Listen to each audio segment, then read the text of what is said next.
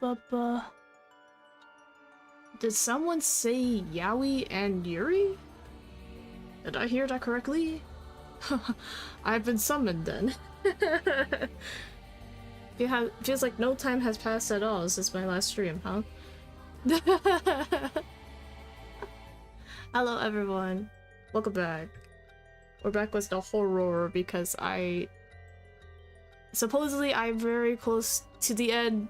We're so close. We just have like 12 hours. It took 12 hours. In game, that is. To reach the ending, so yeah, I'm quite excited. I want to see more Yaoi and Yuri, and that's why you're here too, right?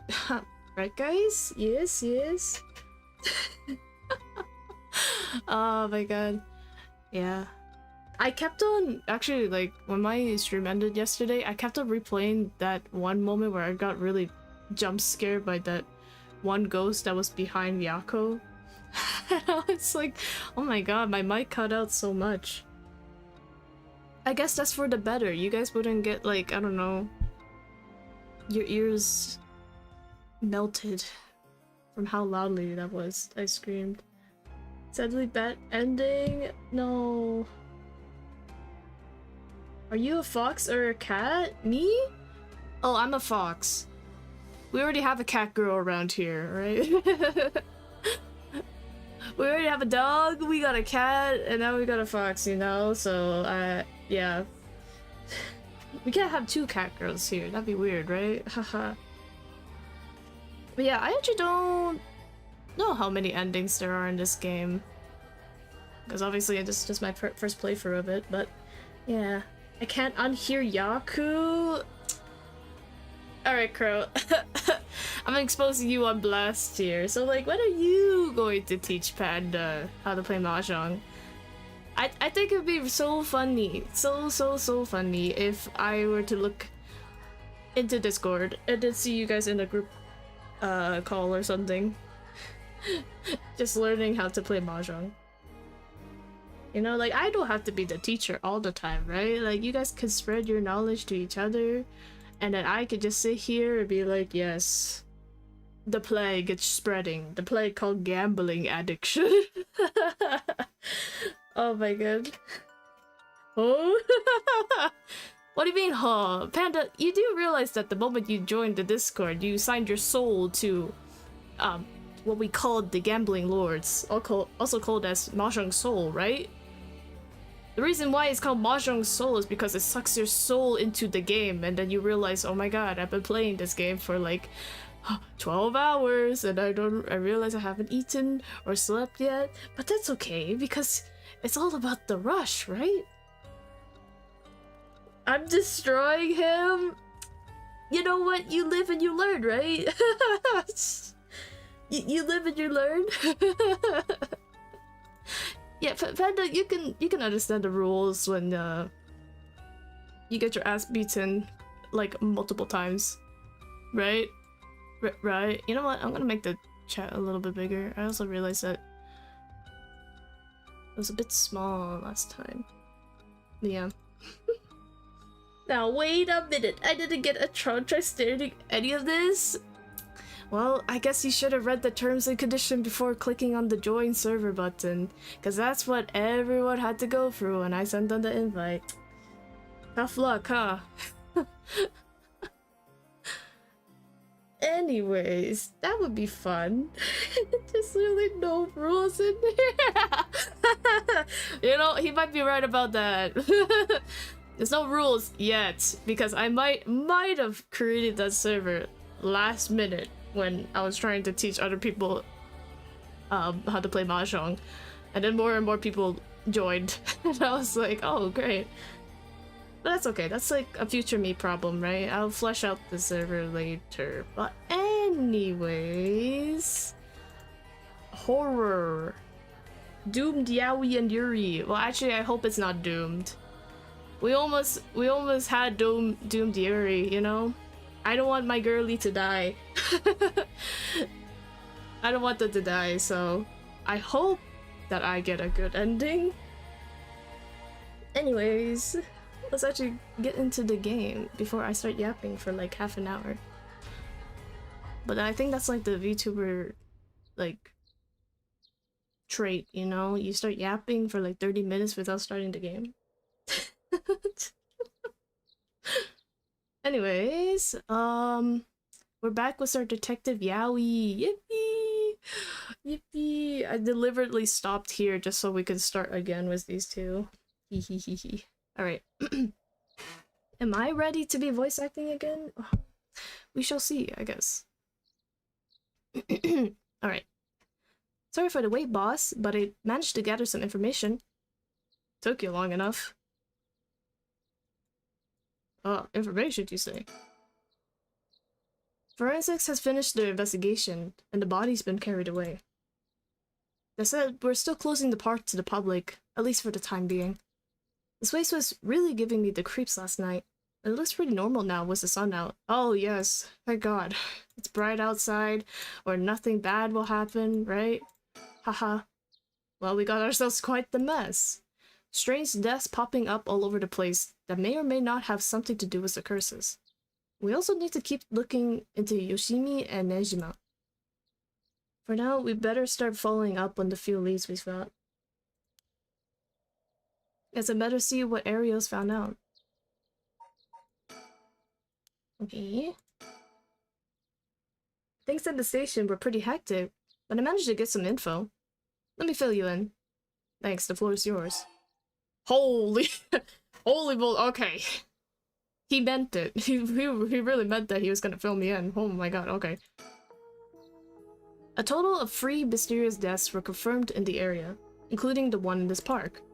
So let's start with that one, the young man we found here. Oh, Shogo. He's been identified as Shogo Okie, 25 years old, a regular old office worker who worked around here. He died of asphyxiation due to water in the lungs.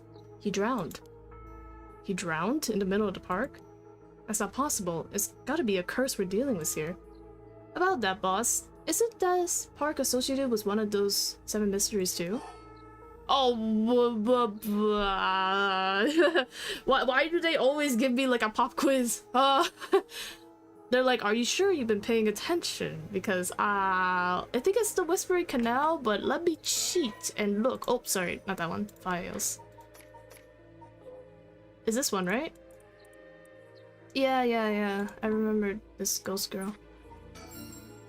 Haha. I totally didn't look that up before answering. That's right, the Whispering Canal. It does seem like there'd be a link between a canal and death by drowning, don't you think? Sharp thinking, Ariel. You're starting to get the hang of this. So, let's assume they're related. What's next? Before that, the body of a woman was found behind a residential complex in Kamizawa. The victim has been identified as Tawako Hayashi, 29 years old. She was an office worker who lived on her own in the area.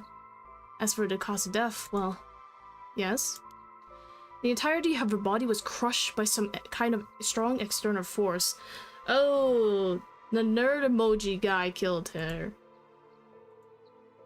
Because they said that when the detectives took his soul stone, there was like some soul dregs in there, so he killed the woman. No murder weapon was discovered in the area, but considering the way she was found, we're looking for something large, flat, and heavy that could have crushed her in one fell swoop. Hang on, are you saying she was stepped on? Stepped on? Oh no. Foot washing mansion? Exactly. Crushing is the foot washing mansion's modus operandum.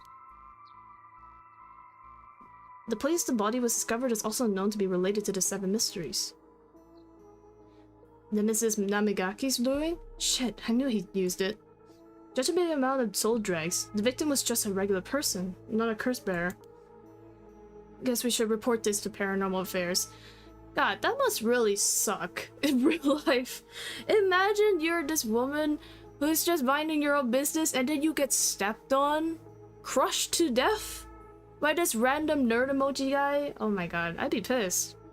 I would become one of the cursed spirits and then have a curse stone too. That'd be horrible. Got it. And as for the third victim, The teacher. He was identified as Kohei Junuichi, 32, a teacher at Komagata High.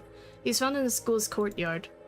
Cause of death appears to be external trauma from a fall or heavy blow. The impact crushed his arms and legs.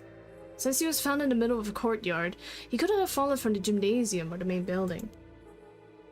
A teacher dying at school. And not just any school. Komagata houses one of the Seven Mysteries. Oh, this one? I mean, this was the one Yako has. Right, it's where the Fool's Procession is supposed to be. It's too big of a coincidence. Can't rule out the possibility that this death was also the work of a curse.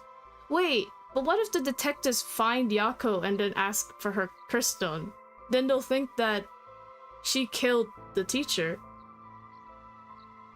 Uh-oh. Uh-oh. There has to be a moment where all of these characters do meet each other, and that's probably going to be a bit of a doozy to deal with. I see. Either way, it seems all 3 victims can be tied to the 7 mysteries. There's probably a curse bearer at the center of it all, pulling the strings. But you got a point. All these strange deaths do point in one direction. That's right, and Hajime's case wasn't all that different either. He also died of mysterious causes in a place connected to the 7 mysteries. Problem is that the timing doesn't match up. He died before the curses were activated. Could he have been hit by a different curse? One that didn't have anything to do with the 7 mysteries? That's a thought, but if that were the case, we'd be dealing with a powerful practitioner. One who could pull off a curse like that without using a curse stone. They're pouting again? There are many people in this day and age who could do something like that. Oh really? I see. I don't know too much about that stuff. I'd be more surprised if you did. It's been up all night gathering information. Must be nice to be young and have that kind of energy, but I'm glad to have him on my side. It gave me a chance to rest up. Oh. Well, looking at these deaths, it seems like many of the curse bearers acted last night. But we can't rule out that there was more killings from which the bodies haven't been found. Yikes, I haven't thought of that. But there's one silver lining. Judging by my own curse stone, it seems that the curses can't be activated while the sun's out. That's great news! So basically, we're safe during the daytime. Exactly, it's also likely why Nejima gave us until dusk. He must have known the curse stones couldn't be used during the day. So he's probably one of the people who got his curse stone before everyone else did. Either way, we got till nightfall to settle this. It's time we flushed out the other curse bearers. Aye, boss, let's do this. Hee. At the moment, we only know the identity of 4 curse bearers, you included. Yutaro Namigaki had the foot washing mansion, and Hideki Araishi had the ever-burning lantern. We got both of the curse stones. And then there's Nejima, who claims he has the one-sided read. Yeah, that about sums it up. Oh! Okay, so this is for us to know. Notes on known curse bearers. So we don't know who the Beckoning Light or the Taiko of Sugaru is. But we know the Whispering Canal is the girl that killed Shogo.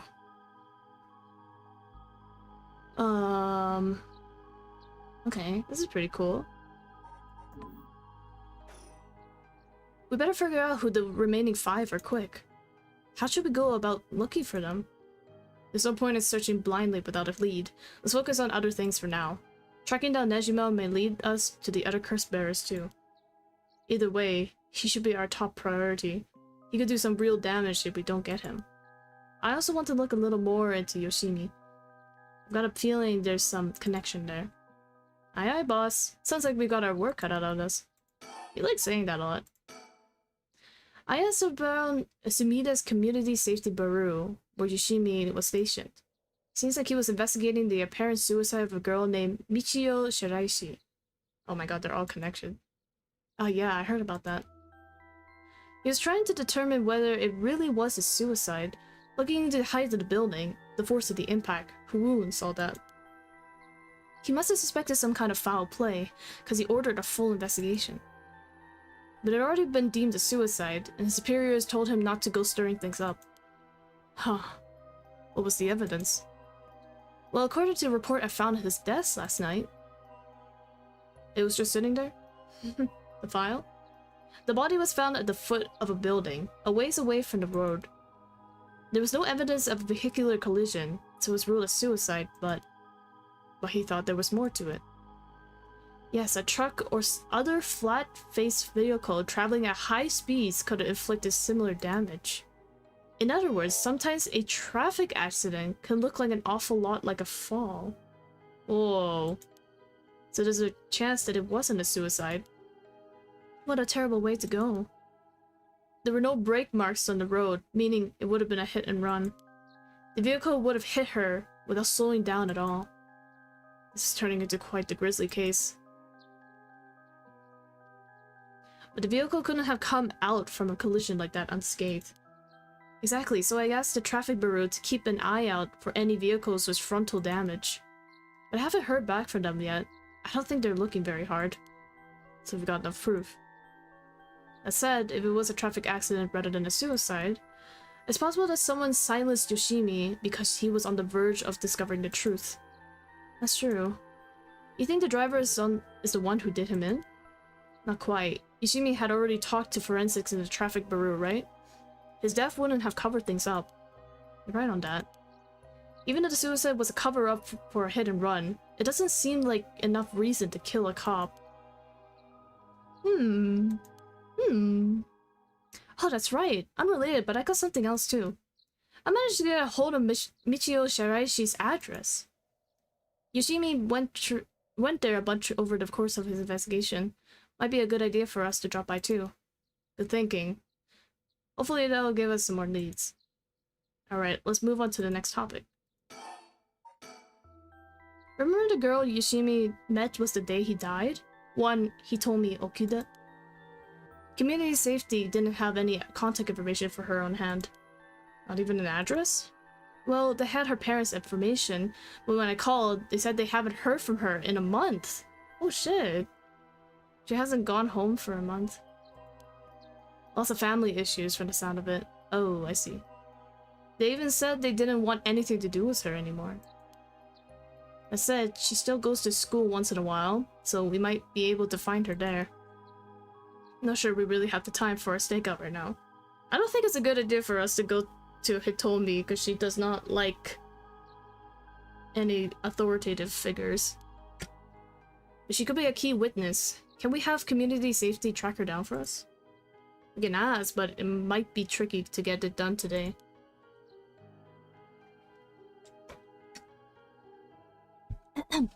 For starters, Komagata High School is closed today.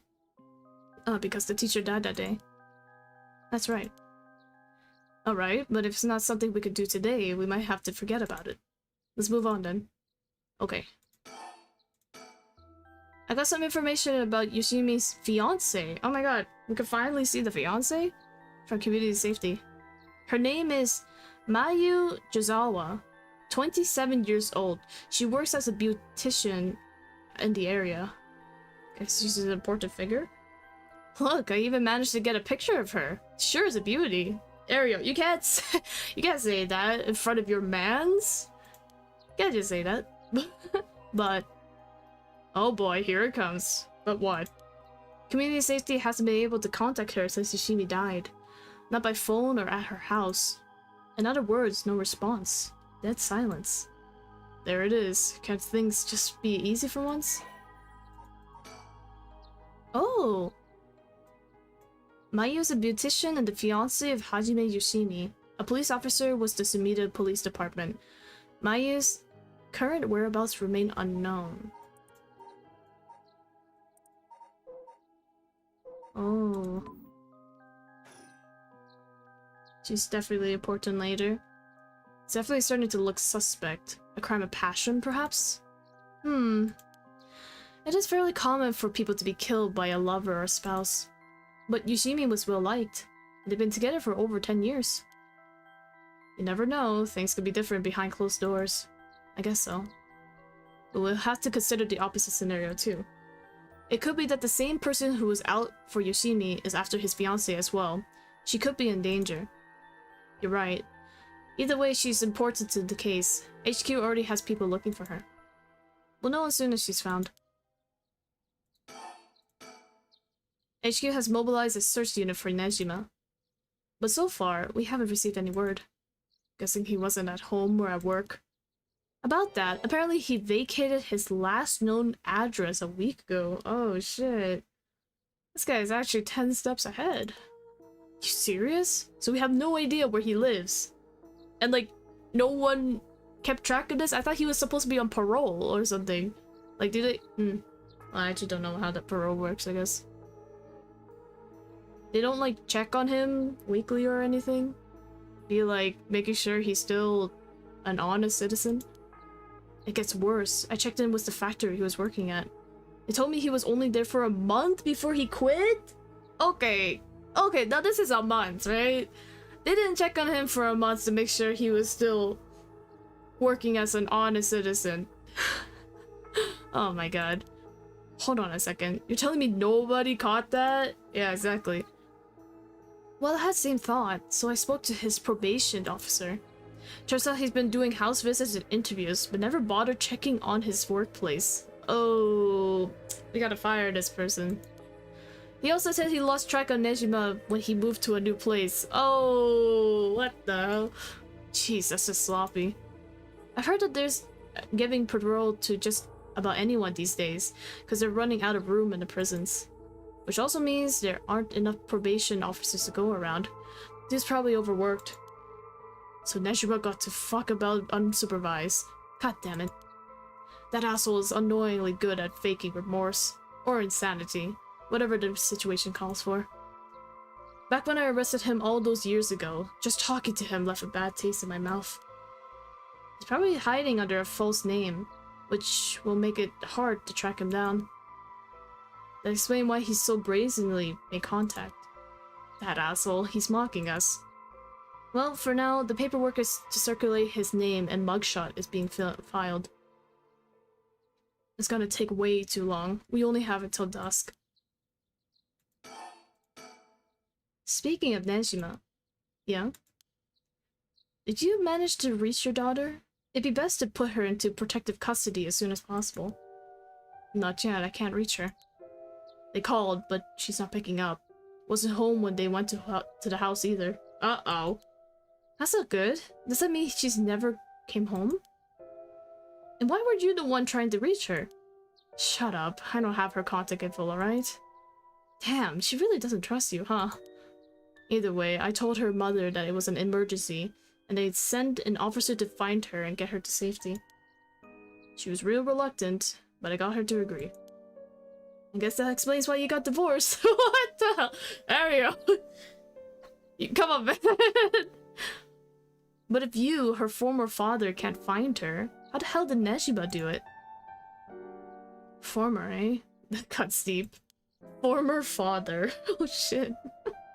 Heck, sorry. It just kinda slipped out. Anyway, I suspect it has something to do with his curse echo.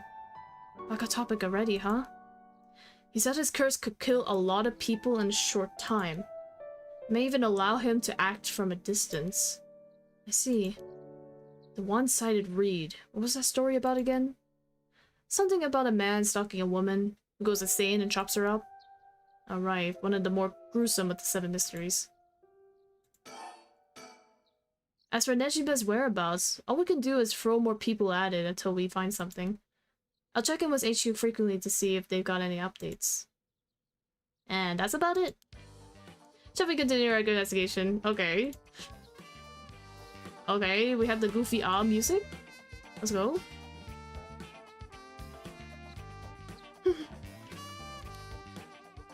I love the faces they make. I know, right? This game is so unserious until it lowers your guard, and then suddenly there's something behind you. We could go to Komagata High School to look into Hitomi Okuda, which is not a good idea, or to Michio Shiraishi's house to find more information, or find out more about her. Yeah, I think that's a better choice. Move! Go, go, go! Oh, okay, just kidding. We're not going anywhere. Life can be tough. Fancy sushi. Okay, well, we'll continue with the yaoi until this route ends. With dusk fast approaching, they have no time to waste. With that in mind, Suzumi and Ario direct their investigation towards Komagata High School and the Shiraishi residence.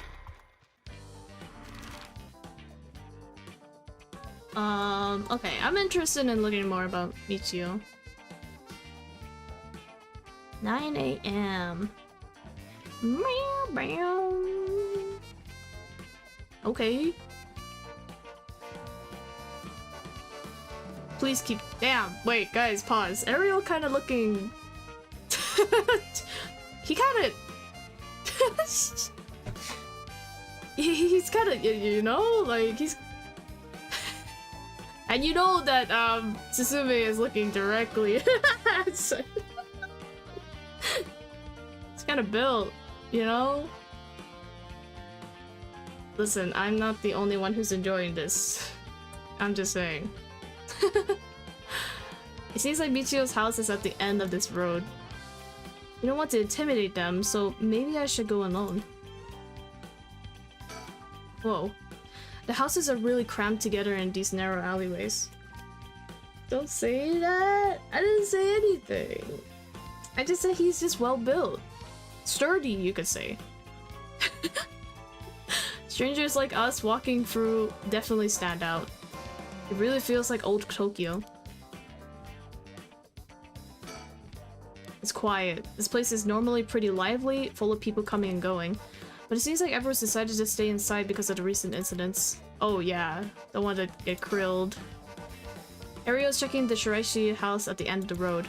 The street's real narrow, so two big guys like us would stick out like a pair of sore thumbs. Big guy. Okay. So the Shiraishi household. There's a chance that Michio didn't actually kill herself.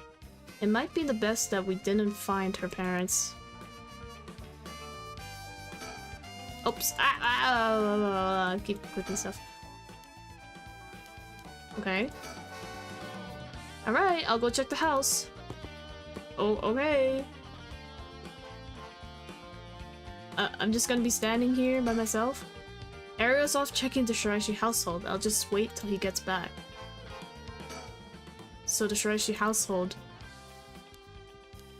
Is there someone behind me? What?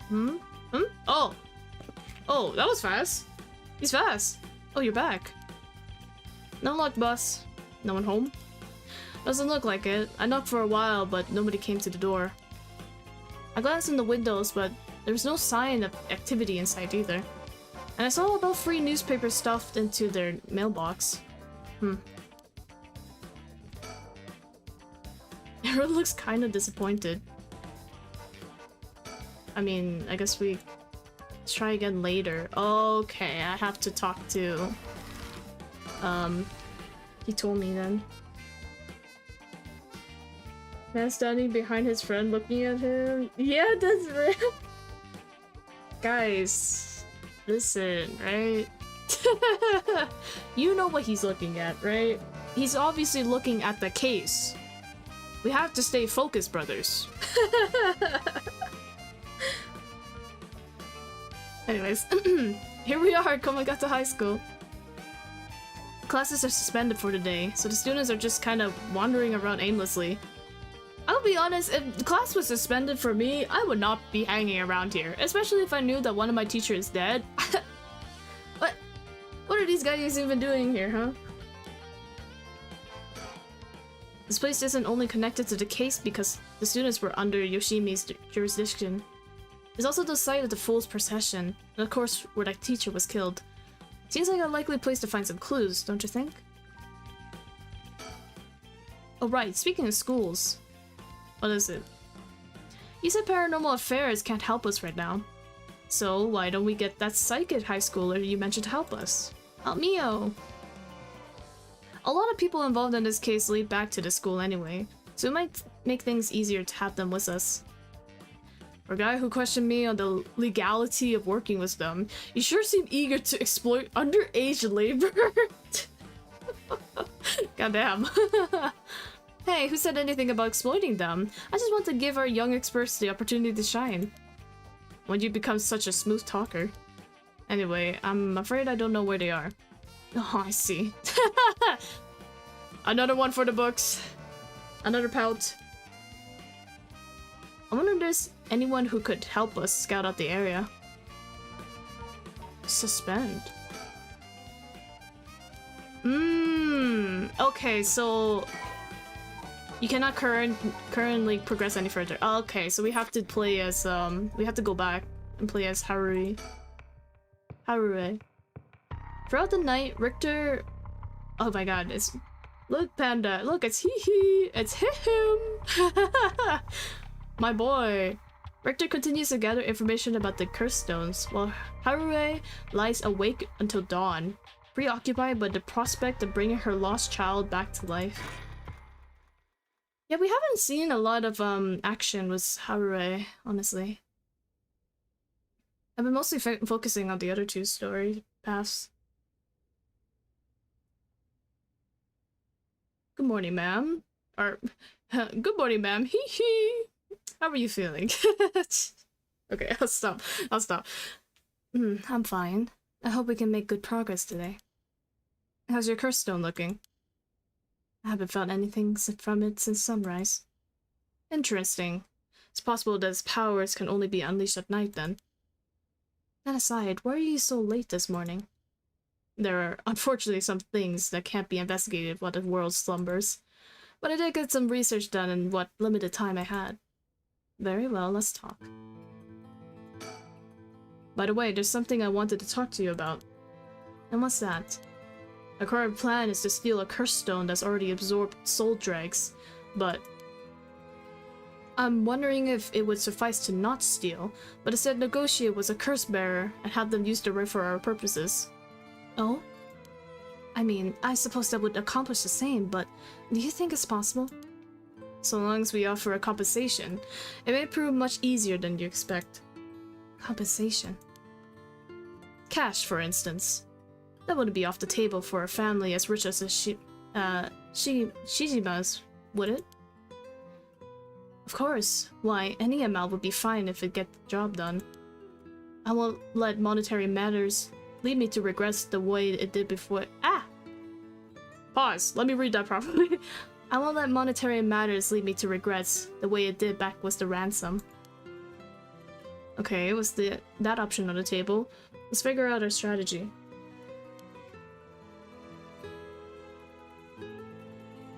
Where do you say this pronouns of it? Alright. Oops. Do you have a curse bearer with whom we can negotiate in mind?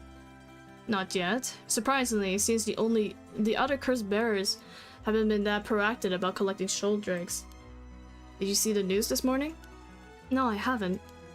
Overnight, 3 mysterious deaths were reported in this area. Okay. They've yet to announce the identities of the bodies found.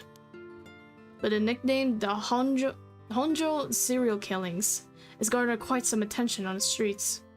Oh my. Only 3? That's what I thought. Even if the victims were curse bearers, just 1 or 2 wouldn't be enough soul dregs. And for what those curse stones are capable of, a mere 3 victims seemed a little on the low side. With this little activity all through the night, the curse bearers must be a cautious bunch. What's holding them back? Are we not all after the power of resurrection? There may still be some undiscovered victims, but it doesn't seem like anyone has gathered enough soul dregs yet. We might have to set up some bait to spur them into action. And then we offer them the deal. The deal, you say? None of the curse bearers seem very proactive. I wonder if this situation could be what the mastermind who kicked it all off intended. Now that's an interesting theory. You think there's someone behind this all? You mentioned hearing an agonized voice telling you to kill when you first obtained the curse stone. That doesn't sound like a coincidence to me. Someone agitated the curses in this area on purpose, and are likely after the rite of resurrection as well. So, you're thinking this person is not one of the curse bearers? You're out of sharp mind, ma'am. Though it may seem obvious for the mastermind to become a curse bearer and collect soul dregs if they were after the rite. This would be very risky, since as a curse bearer, they themselves would become a target. So it'd actually be more convenient for them if the curse bearers move less aggressively. That's right, but despite that, they've been citing the curse bearers to commit murders. Why? Let's consider this. What if the mastermind isn't trying to collect soul dregs themselves? You mean their intention was also to steal the souls while the other curse bearers compete with each other from the start? Sitting back and observing from the sidelines is a safer course of action. Which is why I figured it best for us to attempt the same strategy. So, how should we do it? There's no reason to suspect the mastermind could be a curse bearer themselves. To be honest, I want to keep my distance from whoever it is. There's no telling what kind of power they might possess. If their aim is to negotiate or steal, we'll have to outpace the mastermind in making contact with the other curse bearers. How do we suppose we do that? At this point, all we could do is search.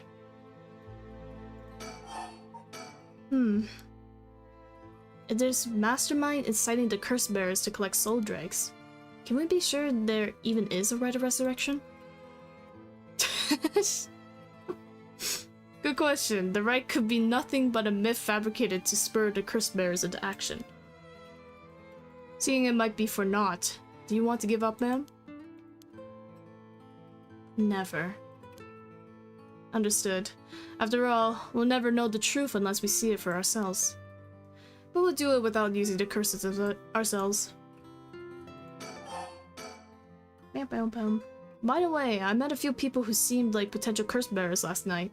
I did some investigating into all of them, but I only managed to get detailed information on 2. That's quick. I suppose that's to be expected from an investigator extraordinaire. I appreciate the flattery. JoJo poses. This guy is so dramatic. I love him. Okay. First, there's Ayame Tono, the girl who we talked to before, though she isn't a curse bearer herself. She's a student attending T University of Art. She currently lives alone in an apartment near Midoricho Park. You even determined her address? You don't want to be underestimated, Mr. Investigator Extraordinaire. I called every single university with ukiyo-e in the pause. Oh my god. Was ukiyo-e in the curriculum, pretending to be her parent. Me fumbling the words, not the way. I ran around to check on her place on the way here. It doesn't seem like she returned home last night. I'm worried she might have run into some trouble. Didn't you attempt to follow her last night? I'm embarrassed to say, but I couldn't. She shook me. Whoa. I couldn't keep track of her.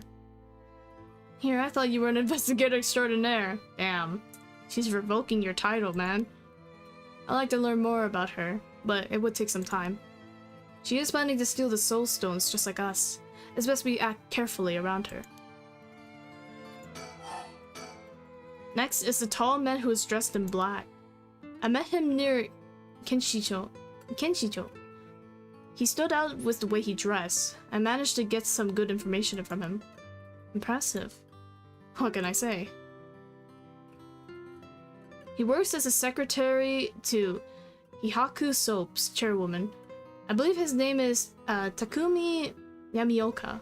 Oh wait, Yamioka? Yeah, Yamioka. Oh, the creepy... Where we met him before, like all the way from the beginning. Where is he? Yeah, this guy. He's the simp. I remember him. Because it literally says that he worships the company chairwoman. So he's just doing the rite of resurrection just for her sake. Lamau, and they're not even married or anything? Or dating? The Hihaku Soap's headquarters and the factories are both located in Honjo, correct? Yes, they've been here for a while, but it's only in the past 10 years that the company has shown significant growth.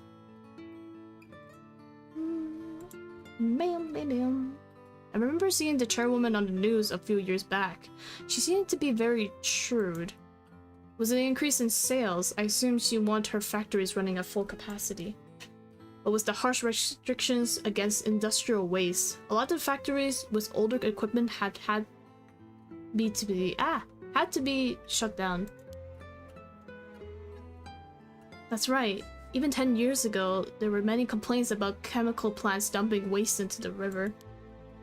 Many companies back then were more concerned with making a profit than protecting the environment. I wonder what a man working for such a company would have been up to in the middle of the night. On the way here, I stopped by the company's headquarters, but they haven't started for the day. I should have better luck later. Let's hope you will. Perhaps they're interested in seeing if the right will be beneficial for her product research into beauty and skincare. Their next product is Eternal Youth. That's literally what the title of it is called. Huh, no, that's an interesting thought. I ran into one more suspicious young man last night. This one seems to be out collecting soul dregs, right? Oh. Indeed, I couldn't get a good look at him though, and I couldn't gather enough intel to properly identify him. Well, that's a shame. But I can make an educated guess. Oh? You know that researcher who discovered the ancient text on the Rite of Resurrection?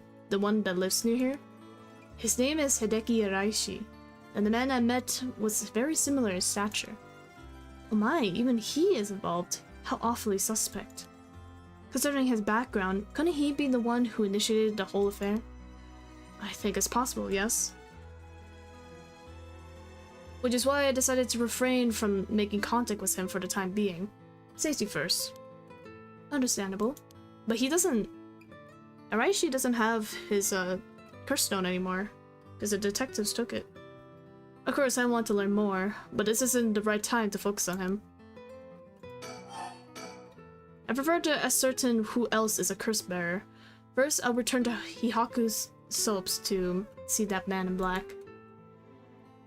The headquarters are down on South Warigesui Street.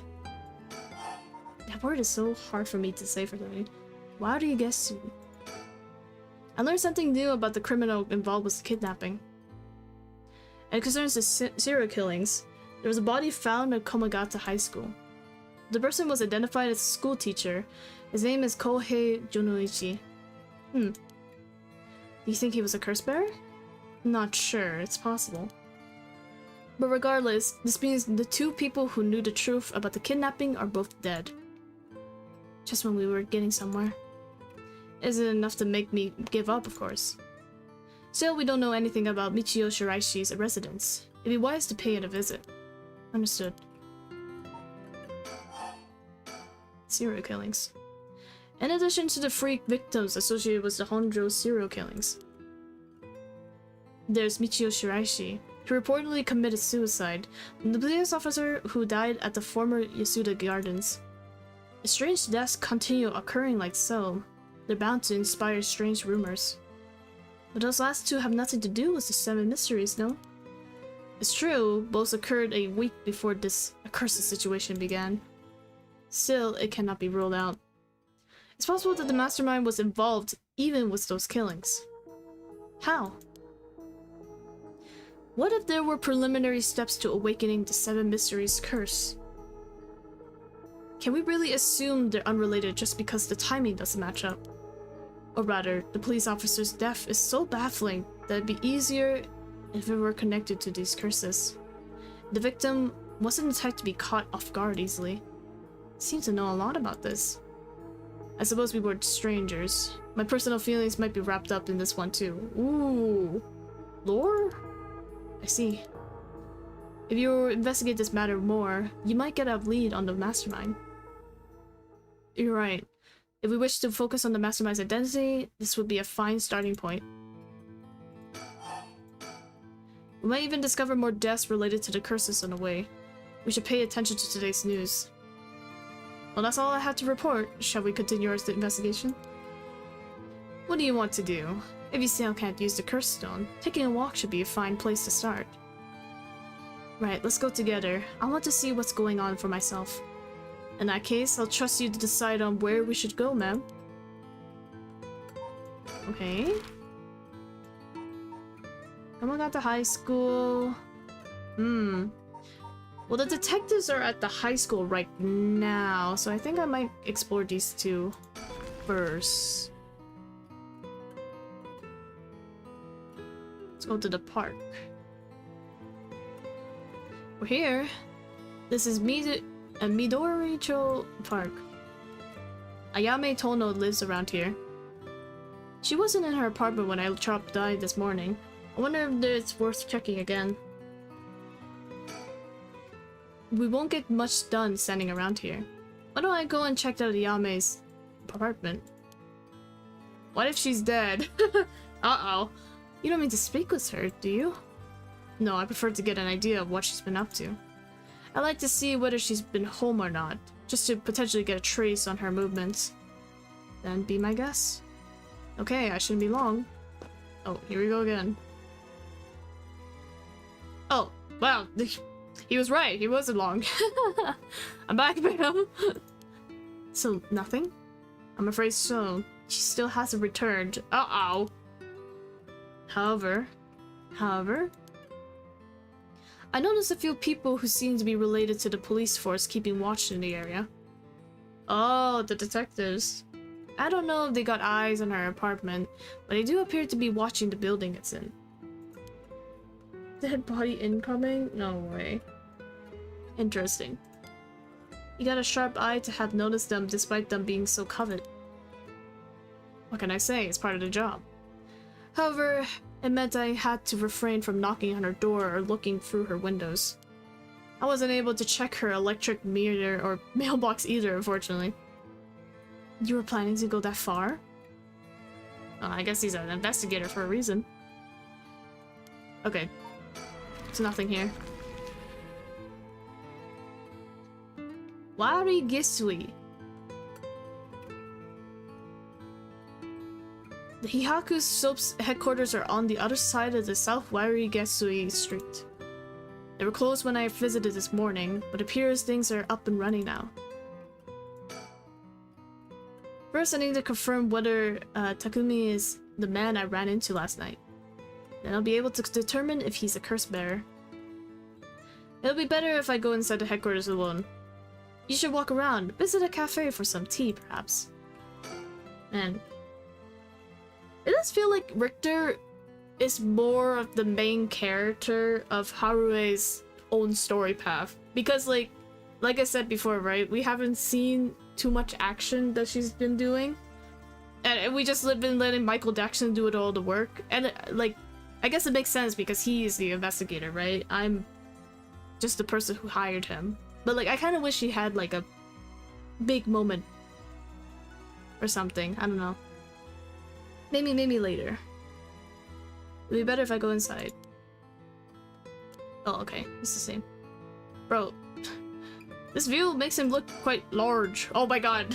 Not the zoom in. Hang on. Not the zoom in. He tells me he barely slept last night, and yet he seems to be brimming with energy. Was I too that resilient at his age?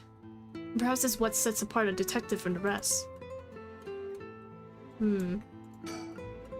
To think a small soap-making company could grow so much in such a short time. They have factories and warehouses through the area now. You can see why director and now chairwoman Natsue Yamamori is called the Queen. Whoa.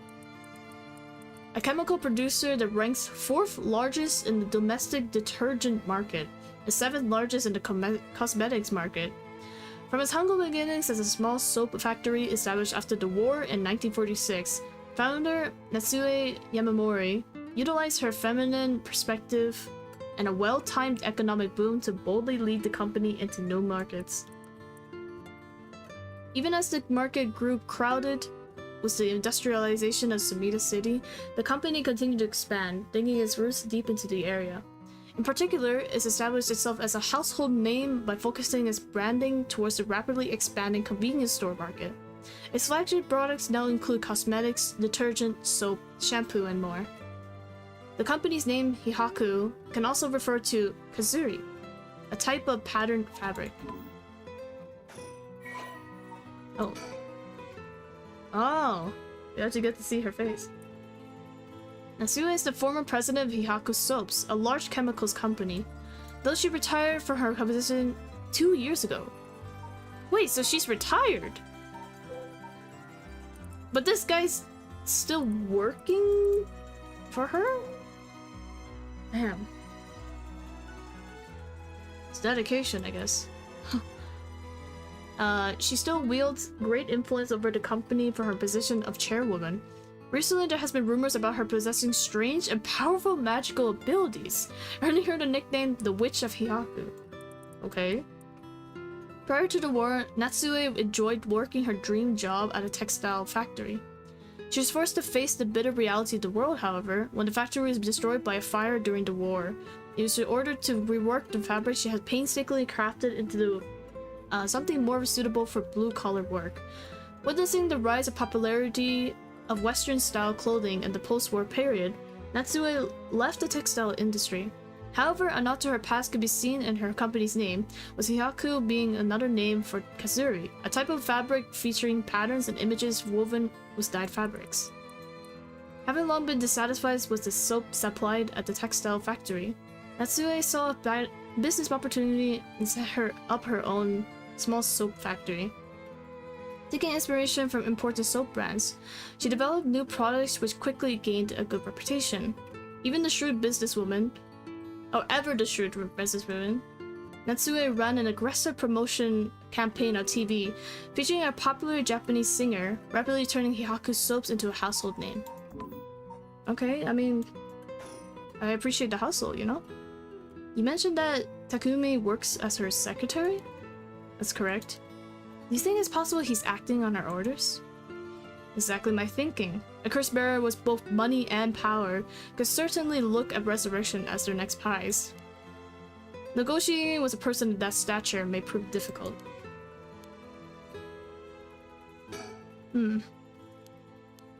Okay.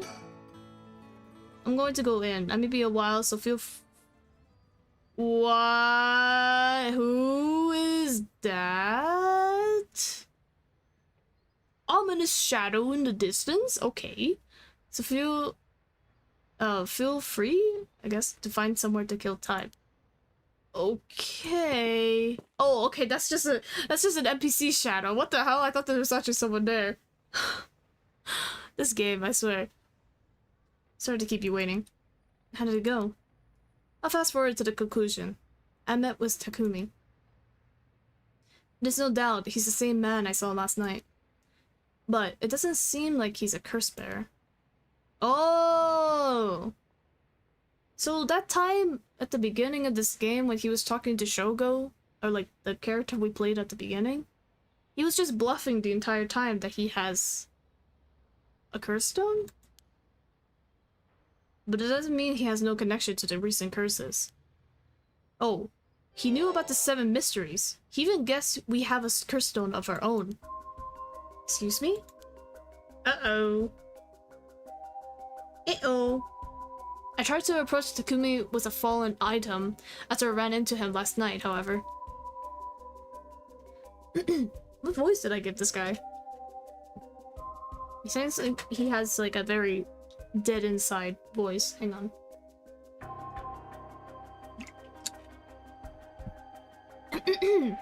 Can I do like a low dead inside voice though? You said your name was Richter, correct? I have a favor I'd like to ask of you. I'm hoping you would hand over the curse stone in your possession. Curse stone? What are you on about? There's no need to play dumb with me. In fact, there's no time for it. I had all the same reason you did to think you were a curse bearer last night. and your arrival here only confirms it.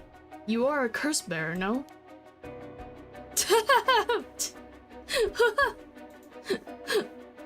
Why is he giving you that look? His face. He has the colon eye face. You're right, we lack time. I'll confess, I am a curse bearer, and he's protecting Harue's identity. I possess the curse stone of the haunting clappers. I'm glad to hear the truth. Finally, this conversation is worthwhile.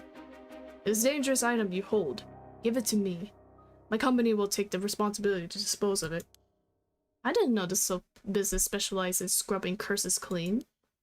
It is the prerogative of Miss Yamamori.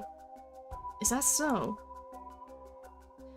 Assuming you've obtained the curse, you understand the power it holds, no? Miss Yamamori possesses supernatural powers akin to those of a god. She also has a deep love for this land, having transformed it from the pile of dirt it once was to the home of our headquarters. She cannot stomach the fact that it's now the site of these curses run rampant. So you're telling me the Queen of Hihaku is a real-life witch? She wouldn't appreciate being called that, mind you. There's a sorcerer by the name of Suigen Gamyodo. Gamyodo? Who's gallantly working behind the scenes, exercising spirits and the like. Go on.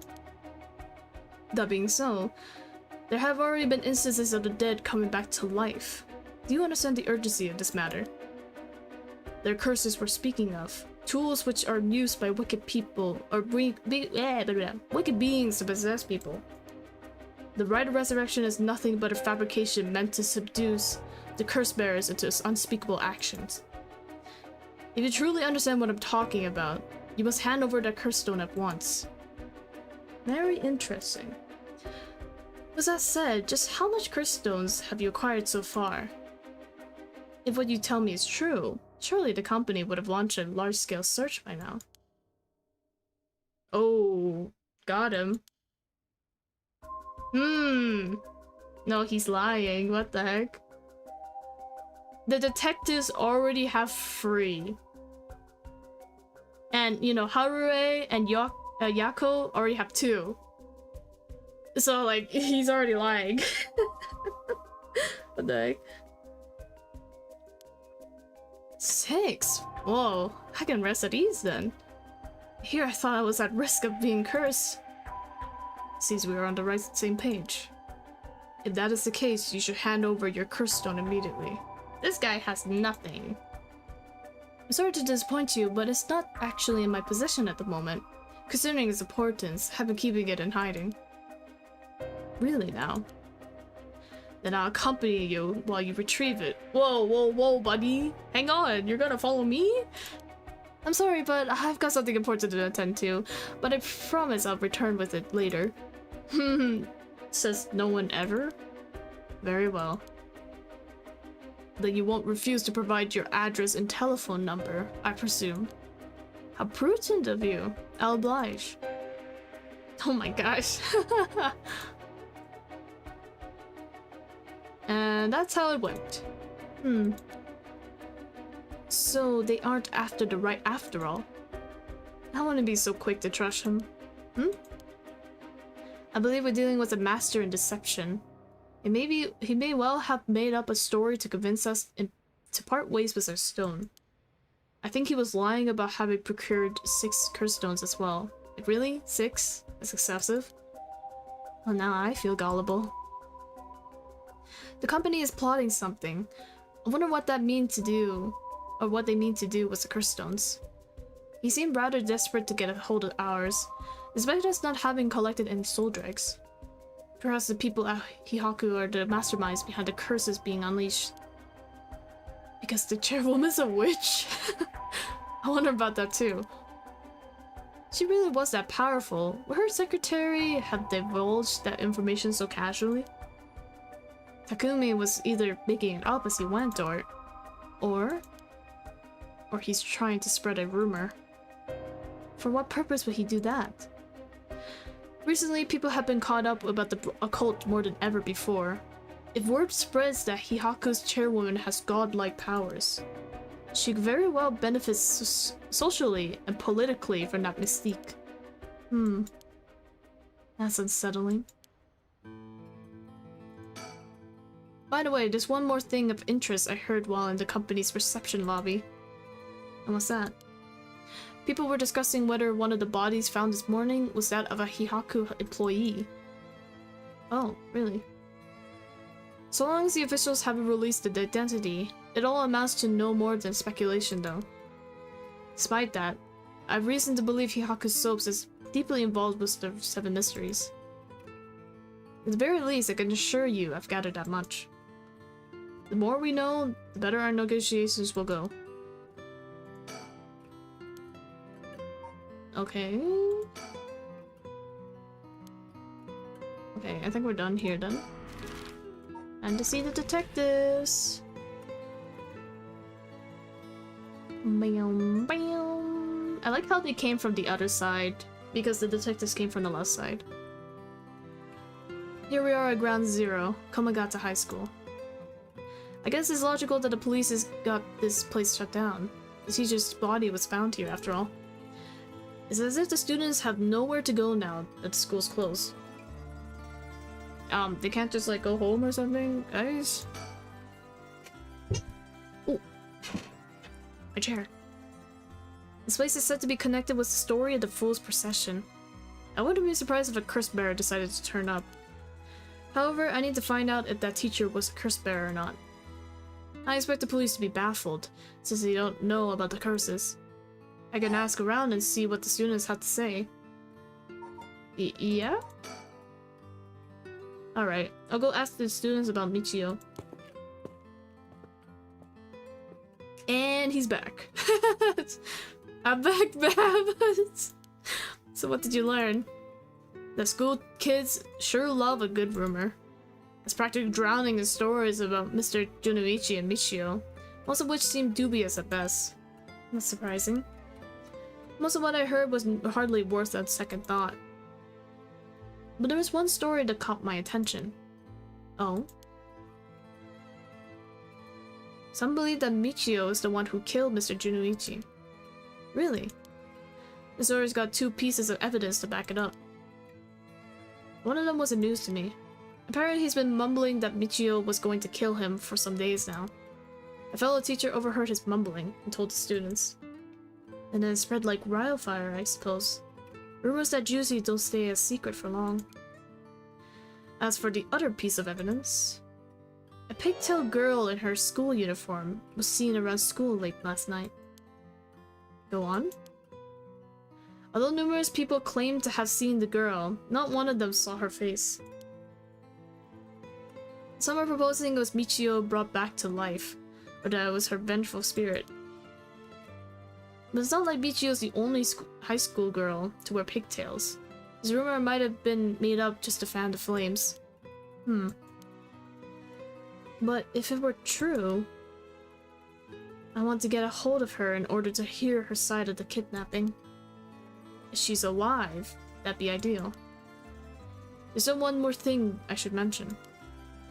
I've discovered where Michio lived. A student had a list of student addresses at hand.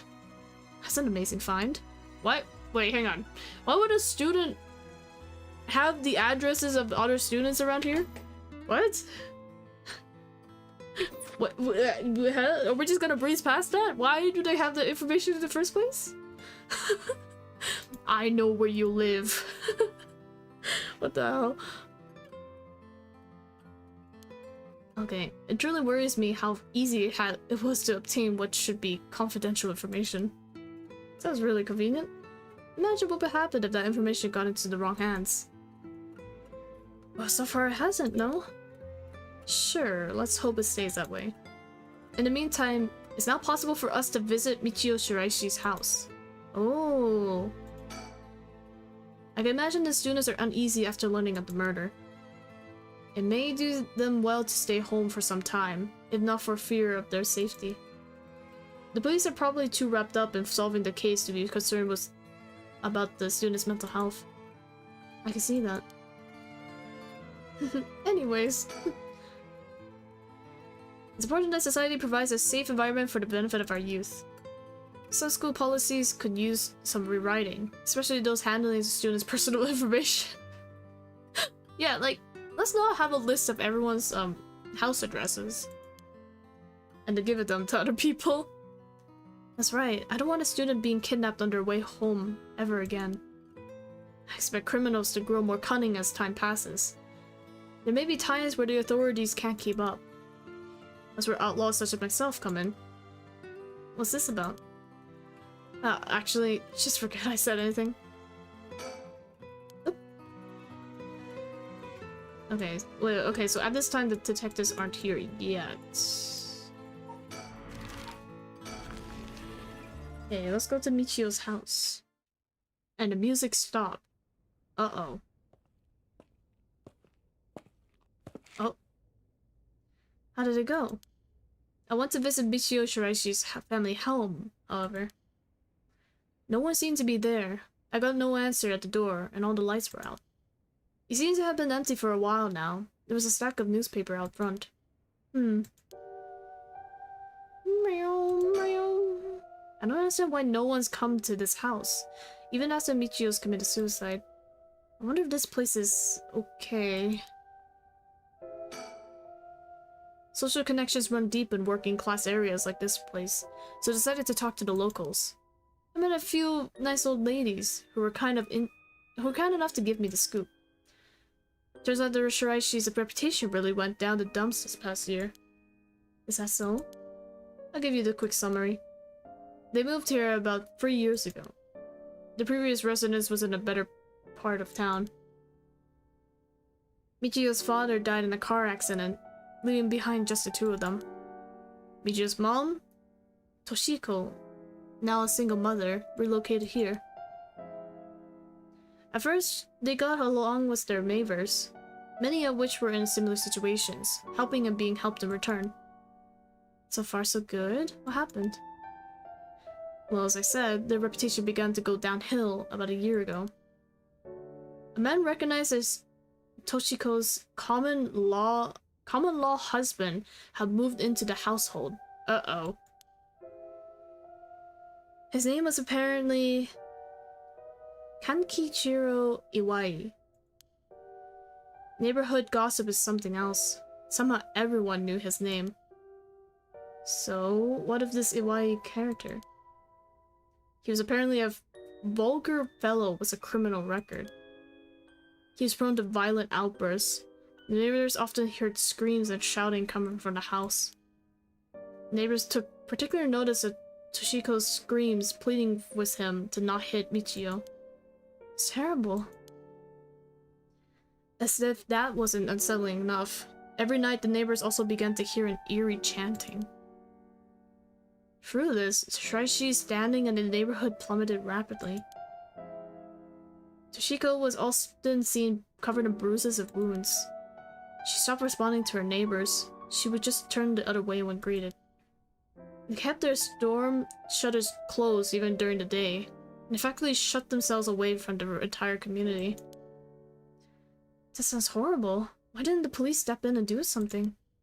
Unfortunately, under current laws, the police aren't allowed to get involved with domestic disputes. It's awful. And then Michio reportedly killed herself. Things only got worse with Iwai, and Toshiko was admitted to the hospital for physical and mental abuse. Ever since, Iwai hasn't returned to the house. Many locals expressed sympathy for Michio's circumstances, but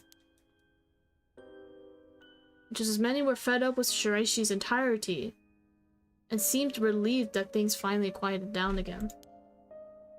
Seems like they were still considered outsiders, even after 3 years of living here. I don't understand it. Why would Toshiko have gotten involved with such a brutish good-for-nothing in the first place? I heard many stories where one's partner's personality does a complete turn after entering a relationship. After her first husband's death, Toshiko's financial situation has also taken a turn for the worse. She's determined to send her daughter to a good high school. It's possible she fell victim to sweet promises. Life can be tough, I suppose. You don't seem moved by the story, ma'am. That's fine. People have all kinds of stories. Oh, hell no. This guy? What? We don't even get information on the mother, but this guy, the abuser? No way. He's unemployed? Oh man, it keeps getting worse from here. What the hell? Okay, the common law husband of Michio Shiraishi's mother, Toshiko Shiraishi. Kenkichiro started coming and going from the Shiraishi household a little over a year ago. It seems he has served some time in prison, but the details are unknown.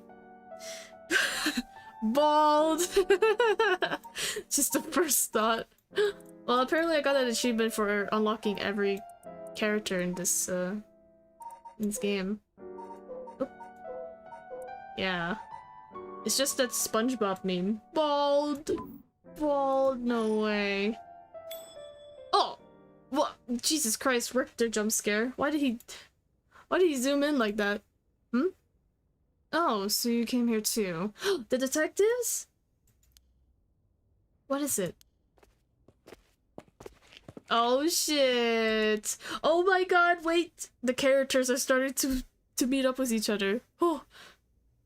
Could you preview what you saw one more time for me, Richter? Oh shit! First name basis too? Oh my god, these two, they were in the academy together. Oh my god, wait! Oh my god, I get excited whenever the characters, like, meet each other. Oh shit, okay. Sounds to me we're exchanging information. I'm guessing we have to go here? Shiraishi household? Okay. I'm guessing I just have to replay this part again.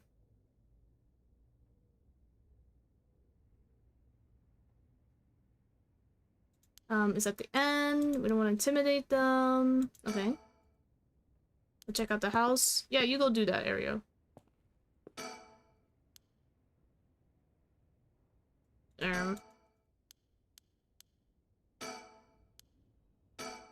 I guess I'll just keep clicking on stuff? Hmm? Oh, there you go. You're back. No luck. Doesn't look like it. Oopsies. Oh, are we done here? Where are they? Let's try again later. But later? When is later?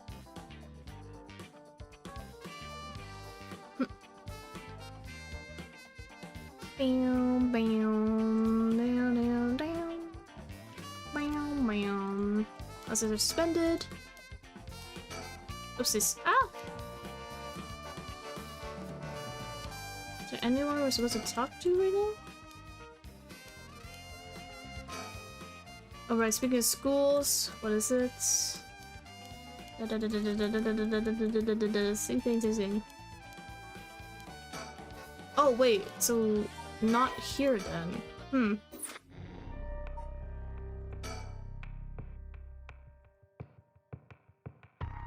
Maybe we have to continue these guys' story?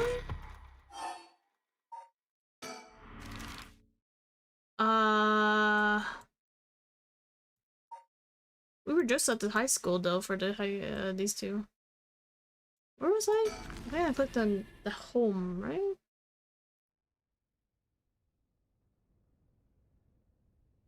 Here? Question mark?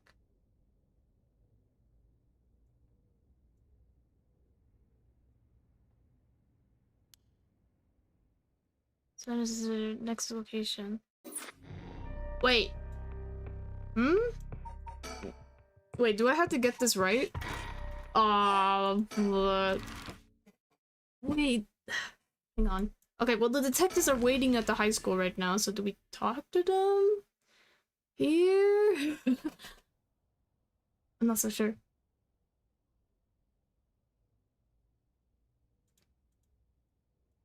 Don't say "and so." Don't say, oh no, you said that. Wait, what am I supposed to do?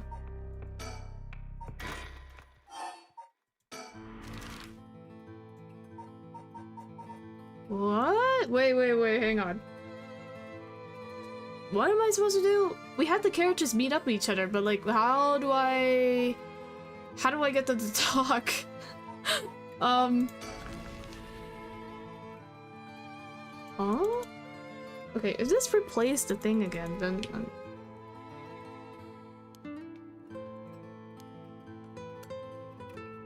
wait. No. This isn't it either. Hmm?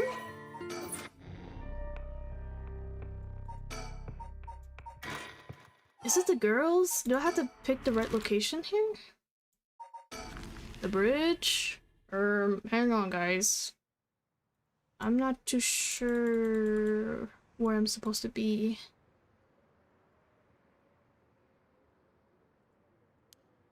Not here. What the heck? Okay, we have 2 more locations. Gardens? Hello? Anyone here? Guys? No, not here either? What the heck? If it's the last location, I swear. If it's the last place I've checked.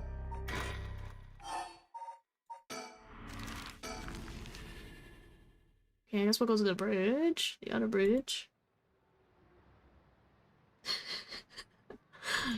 No. I keep saying and so. And so what? And so what? Huh? Why is this thing locked? What? What?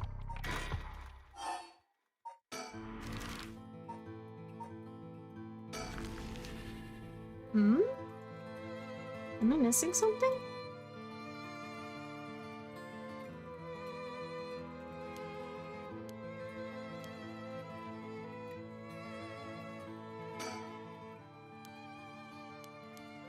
We already checked out her apartment though.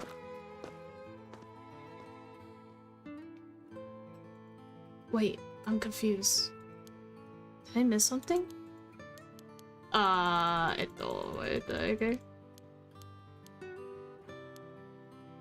Okay.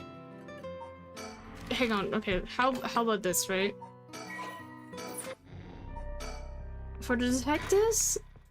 But the weird thing is that there's specifically a suspend button in the high school. I tried going to the high school with these 2 girls, but these 2 didn't meet. And then these 2 did meet, but for some reason the next part is locked. So that's why I'm not sure what I am missing. I think I can ask for a hint.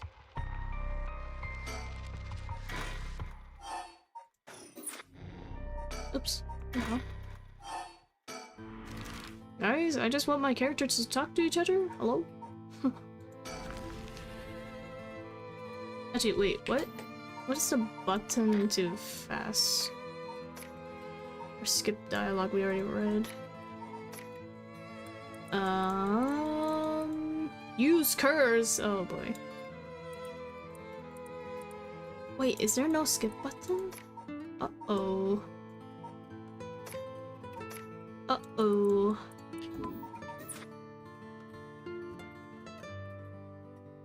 Uh-oh.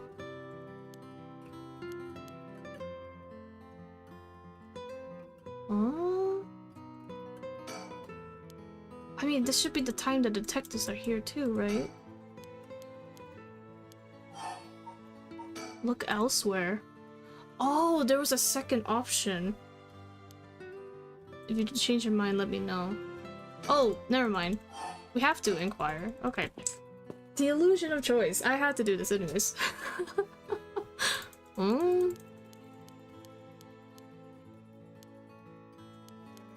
Okay.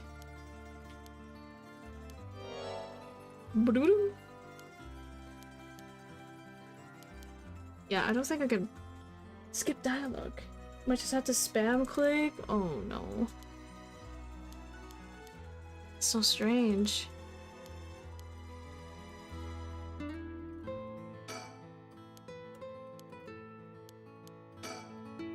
Oops. Yeah, so this place is open again. Hmm.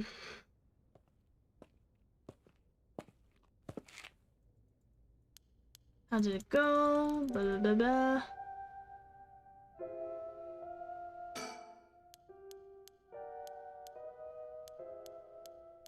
Yeah. We already went through all this.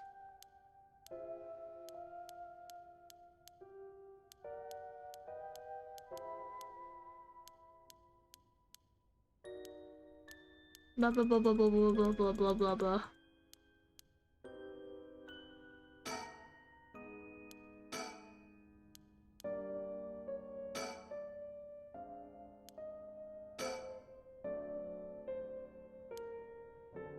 Also on face. This way the detective's used to this kind of thing. Hmm. Wait.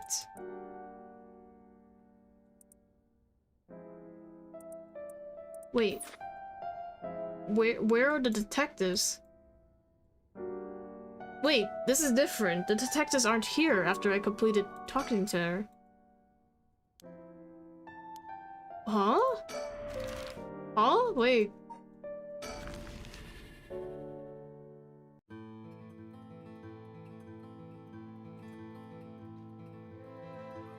Okay, we're here. Okay, why don't you check on the apartment again? Maybe she'll be there this time. I'm back. I'm afraid she still hasn't returned. We seem to be related to police force. Keep it watch.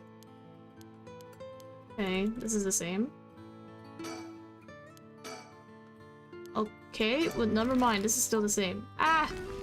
What am I missing? What am I missing? Oh, sorry. I accidentally clicked out again.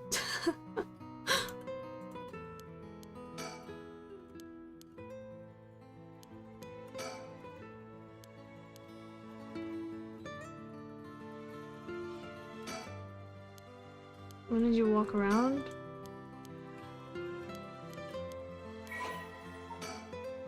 Wait!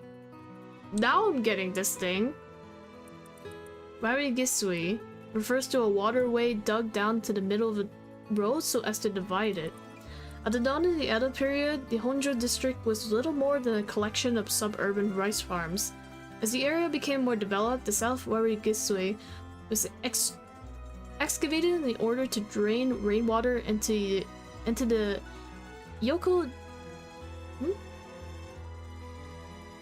Yokojikin River to the east. Though it served the people long and faithfully, it was converted into an underground culvert at the beginning of the Showa era. In the present, no trace of it remains on the surface but the street that bears its name. Okay, that's new.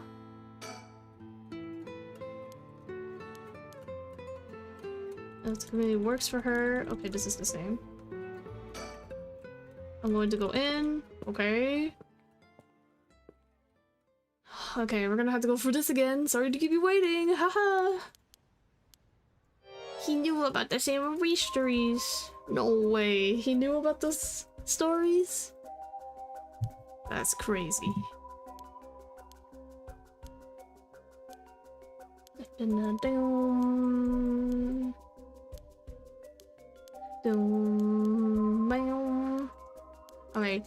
I'm spamming. I wonder if you could hear my mouse clicking. Probably you can. Staring man emoji. Go, go, go, go.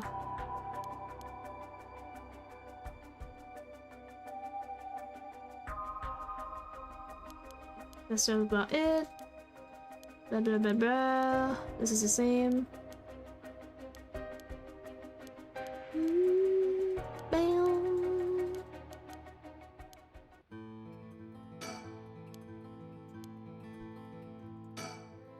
By the way, there's one more thing of interest. Discussing whether the bodies found this morning was an employee. Okay. Again, this is the same. Now what?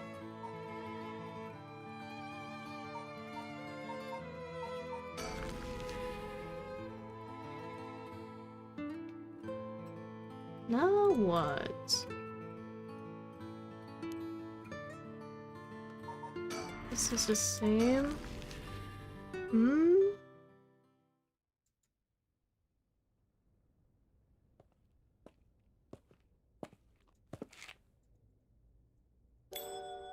Hmm? Oh, so you came here too. Yeah, so these guys came again. But why does the TV shut me out? Huh? Huh? I don't understand. I don't understand. What am I missing?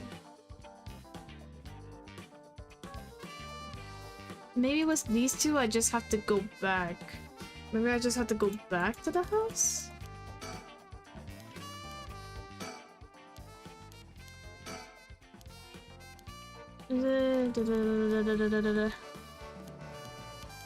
Oh, I see.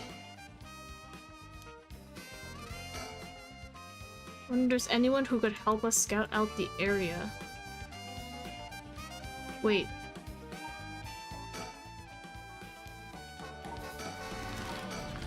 Okay, I could move. Are they here now?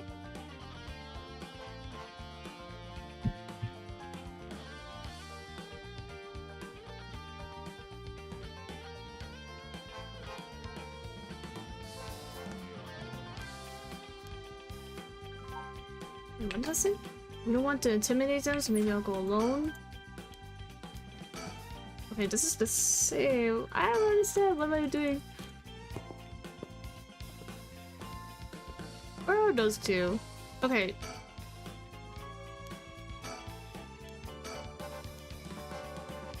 Okay.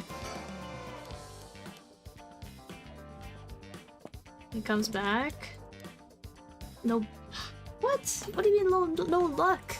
Where are the other two? Okay, hang on. From character selection, we need someone to be here, right? We need someone to be here.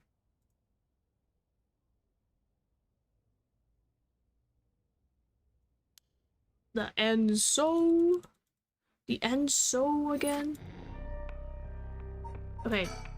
Now the girls are at the school. So surely, this should work. Ah! Now they're there! Okay, nice! Oh! Oh my god. Okay. That was a little bit annoying. Because at least when I finished the girls' path, like, I think it should have been more clear of like where I should be going. Like, again, it's like the illusion of choice, right? I've been given like 5 different locations, except this is the one location that would actually help me progress through the story. In which I didn't know. Oh well. I figured it out. Yeah, let's just talk to them. Huh? That's... Boss? What is it? You want to talk to those girls? Why does he sound so enthusiastic? This... Okay. Yeah, I do. This is divine intervention. We were brought here for a reason? Okay, now the game is just playing with me. Now the game knows. What the hell? We were brought here for a reason. Guys, no. Come on, Aria. Huh? What? Hmm? Whoa. Oh my god, we actually got to go to the crime scene. Hey, aren't you... You must be the high schooler skirting the child labor laws, who I've heard so much about. What the hell? Can you be any less subtle, Ariel? Say that again? Sorry about that, he's with me. Mr. Susumi, if that's how you feel, maybe you should look into improving my work conditions. I prefer not to work for free, to be honest. Don't you worry about that. If you help us out, you can have whatever you want. Boss's treat. Wait. Really? Oh, thank you so much. I've always wanted to go to a fancy sushi place. Oh yeah, like one of those places in Ginza? I've never been. Let's go. We got ourselves a deal, right boss? The girls are at our service. Hold on now. What just happened? I never said sushi? Looking forward to it, boss. Wait, since when were you involved? You guys are so funny. You should do stand-up comedy. Wow? So how much have you been able to figure out? Well, I know what happened around midnight last night. Someone invoked the Feast of Shadows, which boosted the powers of curses, then brought forth the Seven Mysteries of Honjo. That allows even those who do not have the power to cast curses to gather soul dregs in the rite of resurrection. I was achy, but I was listening. Proud you found the right path. I know, right? Thank God. I didn't know this game was a puzzle game too. At least that's my hypothesis. Sounds about right so far. As I'm sure you know, there are actually 9 mysteries, not 7. When the Feast of Shadows was cast, the cursed stones appeared before those who wanted to write at the locales of the 7 mysteries. We managed to gather 3 cursed stones so far, including the one I got first, the Evergreen Breach. You got 3 already? Wow. We have the cursed stone of the Fool's Procession. Well, Yako, the girl standing behind me, does. That's me! Yako, this girl standing behind me, oh! She does? Is she alright? We could take it off your hands. Well, the Feast of Shadows has no effect during the day, and there's still something I want to find out. Alright, I'll leave the Fool's Procession with you two then. Thank you. Please keep collecting the other cursed stones. I've been looking for a way to stop the Feast of Shadows. Okay, got it. That should make things go more smoothly. What about the other curse bearers? Have you run into any of them? Well, last night at school... You were here last night? Yes, you see... We totally weren't breaking and entering, officers. We were here for a very important case, I swear. Huh. You two were using a spirit board? That's so cool. So that's what you... Oh, that's when you ran into the curse echo. I'm glad you survived the encounter. Somehow, we managed to get away without accidentally setting it off. The curse echo we saw took the shape of a woman, missing an arm and a leg. Uh-oh. Guys. The only 3 other people besides these 2 girls is the teacher, and he's dead. He told me. And I don't think that girl is a curse bearer. And the janitor. So that means the janitor is Nejima. I was right. There's something fishy about that guy. Point blank, I knew it. What? A woman missing an arm or leg? That's the one-sided read. This is bad. Huh? What's so bad about that one? You idiot, think! The curse bearer of this one-sided read is... Nejima. Fumichika Nejima. He admitted it himself. That's his curse. Oh, that's right. These guys. Wait, but if that's the case... Nejima must have been here last night. What? I mean, it's possible he was lying to us, but... What? No way. Who's Nejima? No clue. Uh-oh. Should we have to explain this horrible murderer to these guys? I'll let Ariel do the talking when it comes to young people, but we only have a day. It'll be quicker if I take the reins this time. We managed to win them over was the promise of food. Let's see how this plays out. This is one hell of a coincidence, huh? And this random girl you know is already involved with the case. Haha, coincidence. It's like this is like in the plot or something. Huh? You want to talk to me? You'd probably be better off asking Mio. Okay. So Nejima is trying to take advantage of the Feast of Shadows for his own nefarious purposes. Huh? He said he's going to massacre the city at sundown today? He's trying to get to your daughter too?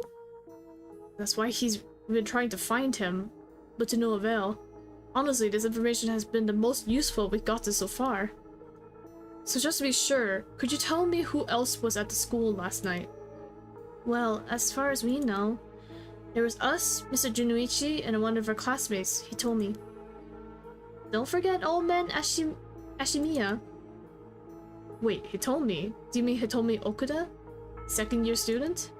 Well yes, why? Boss. So she was here last night. Oh no, they better not think that she also has a curse echo. I saw Hitomi earlier though, and she didn't seem like a curse bearer to me. You did? Did you talk to her? Yes. Would you mind if you asked a few questions about that? Hitomi said she didn't want to talk to the police because she was afraid she'd become a suspect. So I can't tell you on anything unless you swear you won't drag her into this. I see. Don't worry, this is about a different matter. A different matter?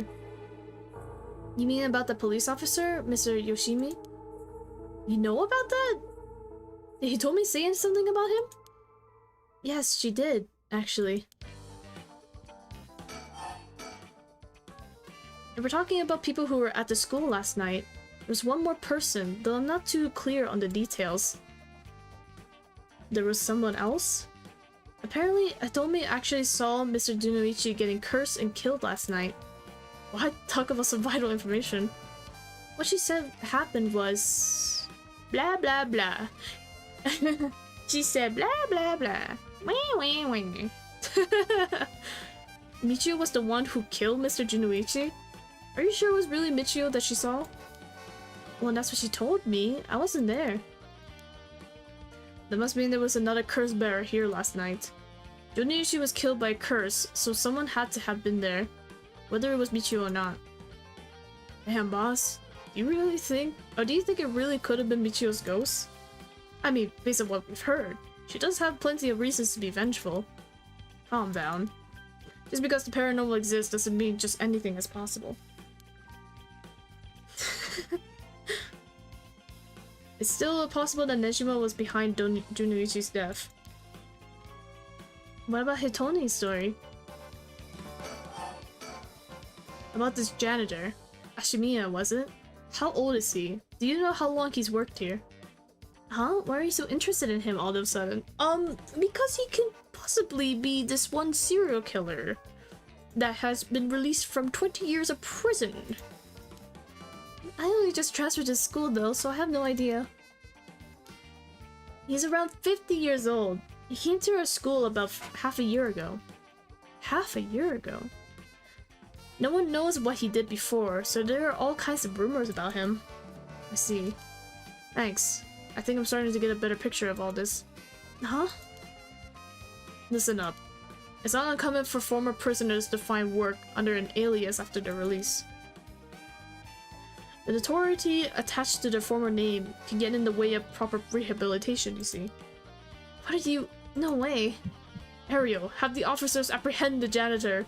He worked the night shifts, so he might still be in the overnight room. Yes, right away. Whoa. Whoa! Boss! Bad news! Apparently the room's been empty all morning.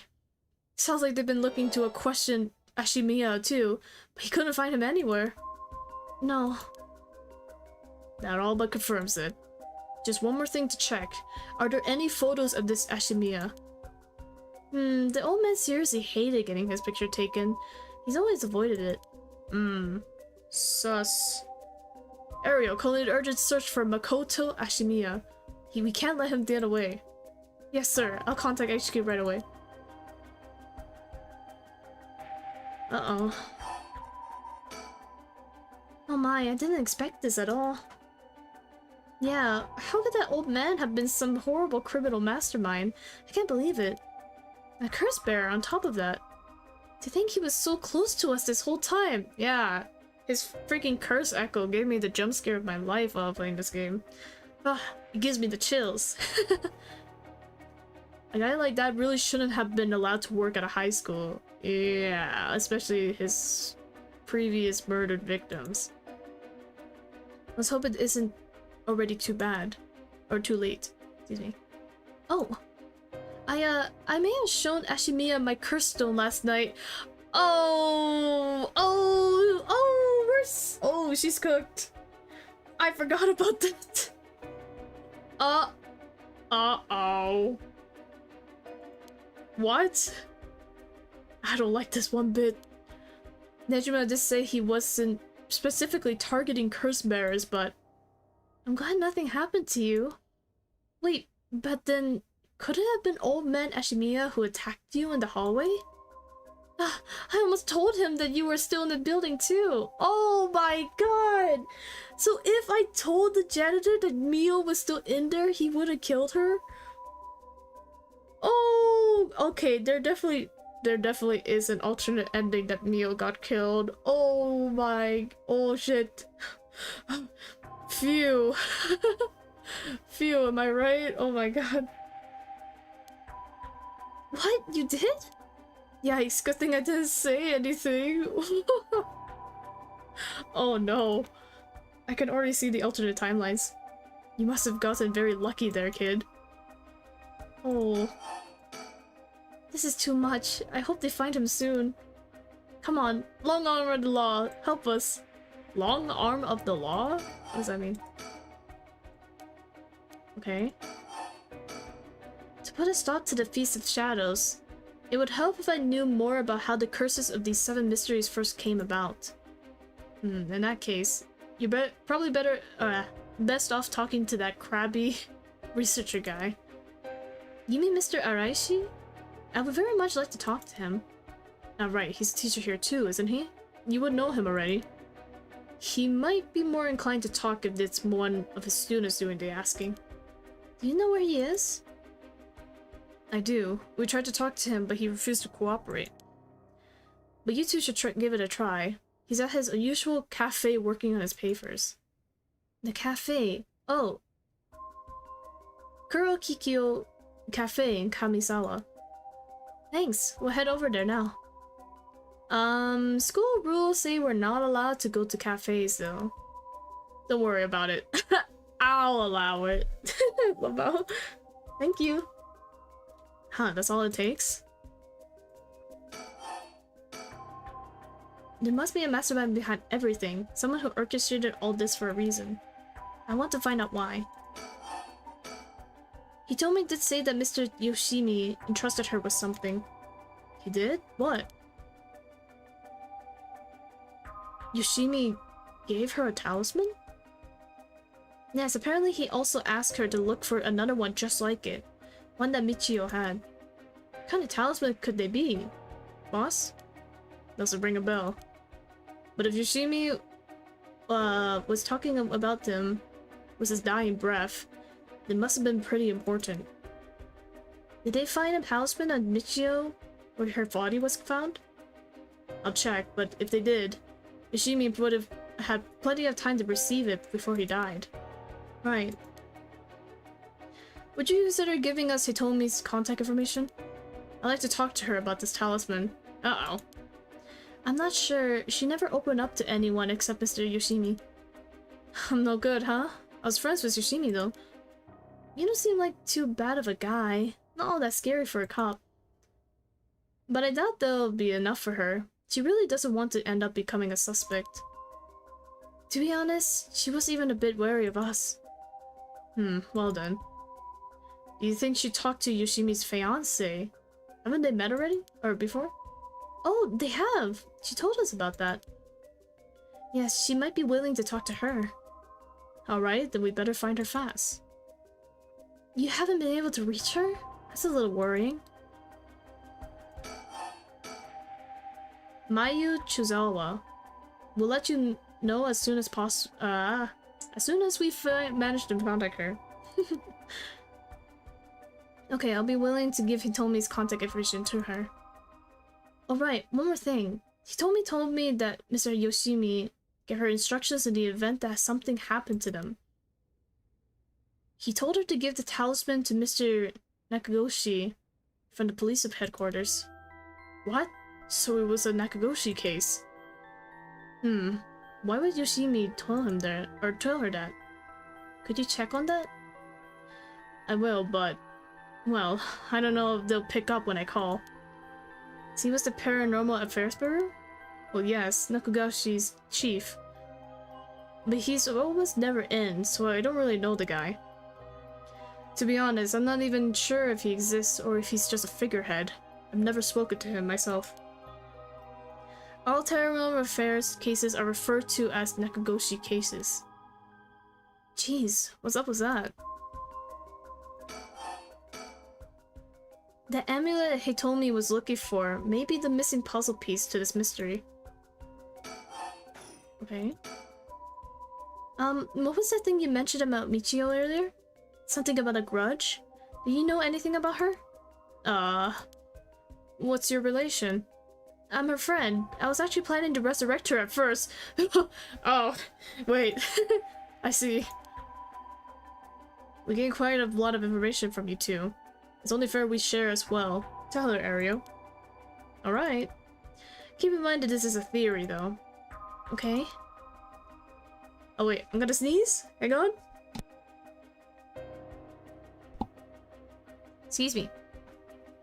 After re-examining the crime scene, Yoshimi concluded that Michio's death wasn't a suicide, but a vehicular collision. Wait, what? An accident? Being hit by a speeding truck or van would have resulted in similar injuries. The investigation was ordered by Yoshimi, so it seemed he had his doubts about it being suicide. Oh! Whoa, what? A van speeding? Thank you for the bless yous. Yako, what's wrong? Are you okay? Whoa. Oh, she's having a flashback. Girl? Whoa, whoa, whoa, whoa, whoa, whoa. Wait, so did she see her get hit by a car? A van. This is a young man in the driver. Oh, wait, I couldn't read that. Hang on, go back. There's a young man in the driver's seat. In the passenger seat, a woman? Whoa. Yako? Whoa. Yes? Wait, was I... Are you back now? How do you feel? You're covered in sweat. Did she just slap her? Oh my god. That's one way to snap her out of it, I guess. What the hell? Yeah, I'm okay, I think. Sorry, I went a little crazy there. Whoa. Maybe she did witness Michio dying, but she, like, trauma blocked it. It's no problem, as long as you're okay. I was quite a surprise, though. Oh.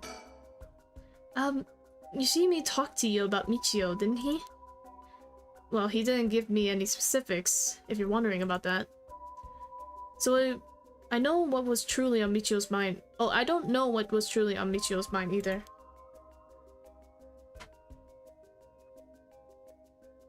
Wait, you about to yell at me? About what? Me? Little old me? What did I do? Right. You have any idea why Junoichi was so scared of Michio? Well, about that, I'm not sure exactly how to put this, but... I see, well, I half expected it was something like that. Thank you for telling me. Sorry, it's hard to explain. I wonder what he got his hands on to be able to blackmail her like this. Oops. Okay. Michio, what happened? Okay. Are we done here? Forensic is still investigating the area. Okay. I think we're done here. Scene of the crime. What's that rope all about? And in case where Junoichi's body was found. They moved his body, but this way we still have an idea of how it was found. Yikes, that's a little gross. You can even see how his arms and legs are all...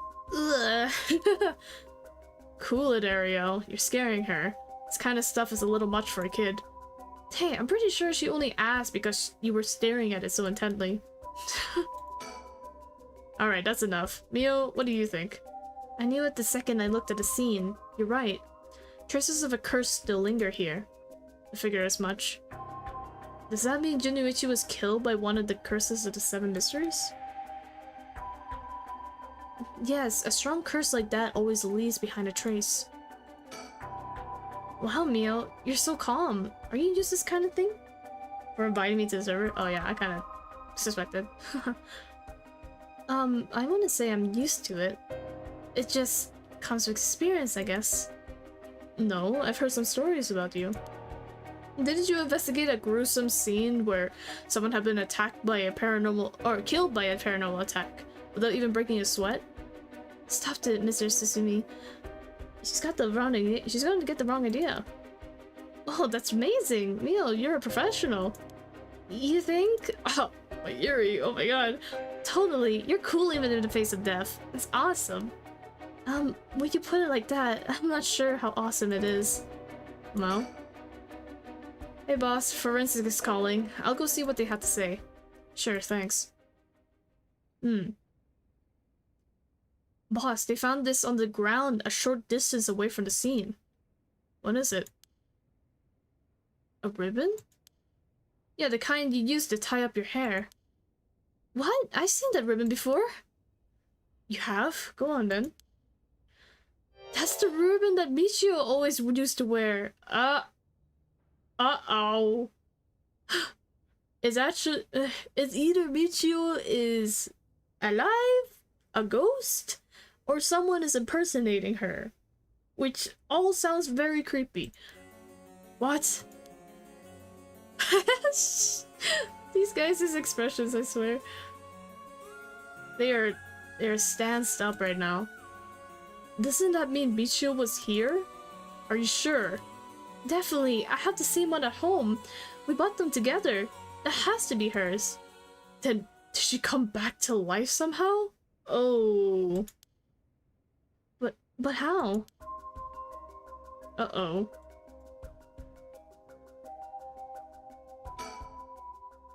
If I was Michio and I came back to life, where would I go? That's the question. She got her revenge on Junuichi, but she may have more revenge to dish out. Is there anyone else she had a grudge against? Well, what about the guy who killed her in the collision? If she really did come back to life, then it's terribly sad that she's spending her new chance at life like this. Being obsessed with revenge is such a tragic way to live. Okay, so that's it. I'm afraid that's all we can tell you.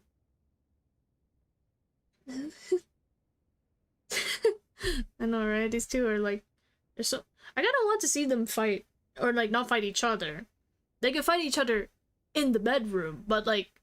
fight like, Nejima or something. I'm afraid that's all we can tell you. Don't worry, you were a big help, thank you. We should start our search for Nejima and Mayu Chozawa.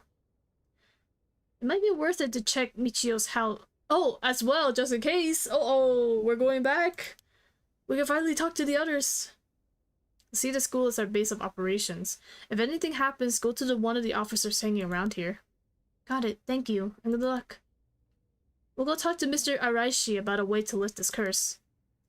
Alright, boss, let's get going whenever you're ready. Alright, let's get moving. Haha. Ah, okay, nice. Ah, phew. We're progressing, thank God. Look how far we've gone. Okay, well, I want to know more about these guys. Harue and Richter visits Michio's home, having determined her to be a key player in the unsolved kidnapping case from a year before. As a complicated story begins to unravel, they encounter two men. Two men, they say. Oh, okay. What's with okay? New song? Hang on. Okay. Whoa, the jazz. You like jazz? Ma'am, allow me to introduce one of our country's most elite detectives. His name's Jun Ario. I've hardly called myself an elite, but either way, it's nice to meet you. This here is the brilliant Chief Inspector Susumi, and yes, he's just as rough and tumble as he looks. Sometimes I really don't know if you're complimenting or putting me down. Putting you down? Putting you down on where is the question? Be careful with your words, Susumi. You just met these guys. Whoa, whoa, whoa. Guys, listen. It just writes for itself. I'm just reading. I'm just a reader, right? So you two are detectives. This is my client, Miss Harue Shigima. Her father is a big deal in the police himself, so remember to mind your manners. A bigwig named Shigima? Boss, you know of this guy? Shit, I've heard the name, but you know, I don't keep track of who's who in the upper echelons. There's no need to worry. I am my own person after all, and my father has nothing to do with any of this. Oh, did you hear that, boss? Looks like you're getting off easy though again this time. Don't make it sound like I'm involved in some shady business. It ain't like that. You both seem rather jovial despite being detectives. How rare. All the police officers I've met have always been so dull. Well, you won't find any dull cops here. We'll round up all your criminals with a smile. That's our motto. How lovely. Keep it up. Just hold on a second. This is the first time I'm hearing of this. Well, you're right about them not being your typical detectives. Oh my god. Hi, Shio.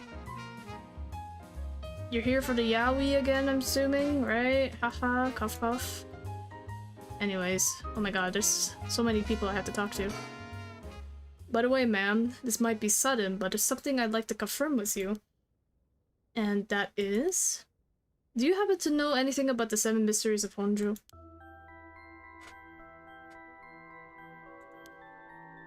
Sorry, Chief, that's hardly... With all due respect, investigator, I think my question was addressed to the lady. If you insist.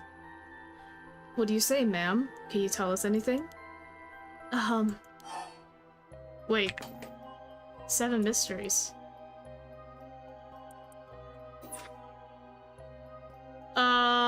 Actually, it's been a while since I saved. Holy, it's been a long while since I saved. I don't think I saved a single time this stream, actually. Will this matter? I mean, if I'm looking at this in her perspective, she obviously does not want to give away her curse stones because she wants to resurrect her son, right? So I can see why she doesn't want to tell the detectives that she has a curse stones. Because, like, sooner or later she has to hand it over, right? But she has her own goal in this game.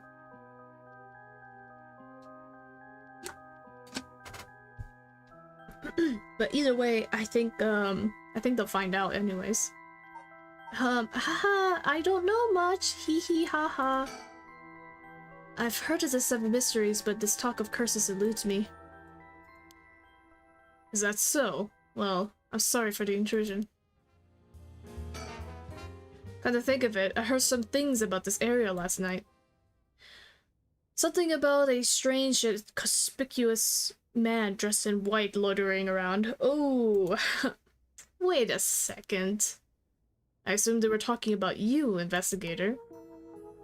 Well, I won't argue that I'm strange and conspicuously dressed in white.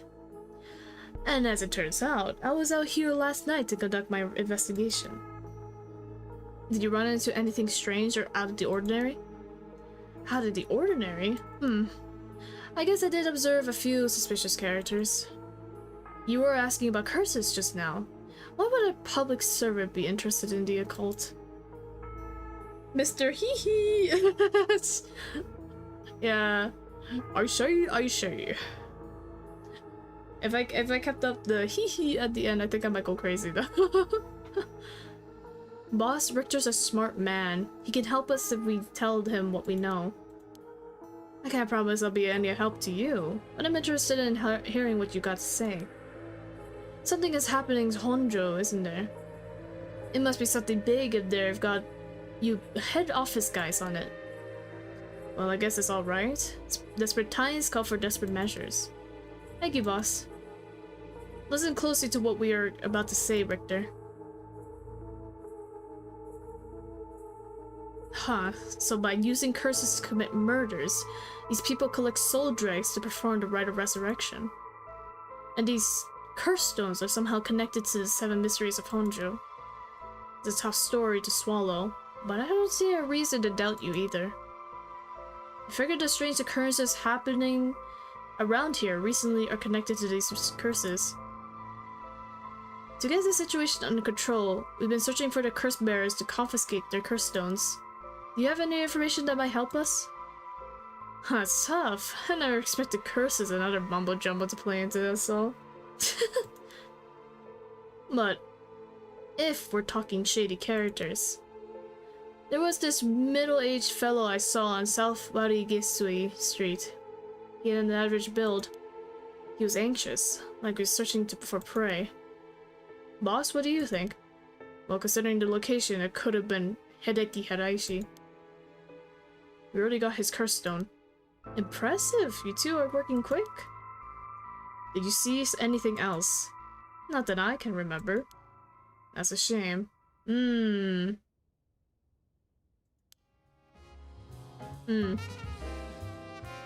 Oh, but we're playing the perspective of the lady.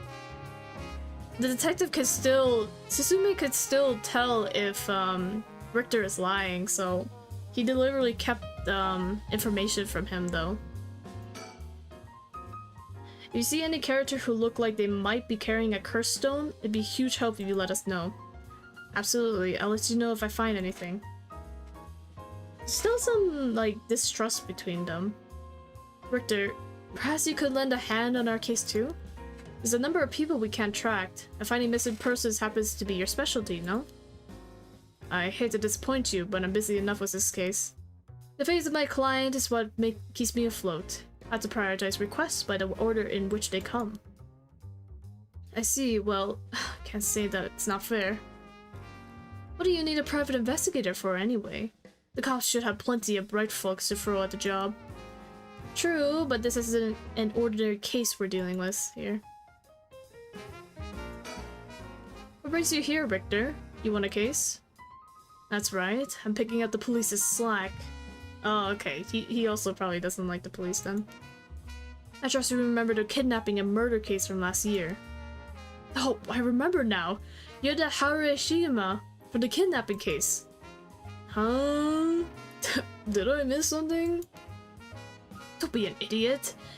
It was a case where Manisada Shigima's grandson was kidnapped. Which must have been your son, ma'am.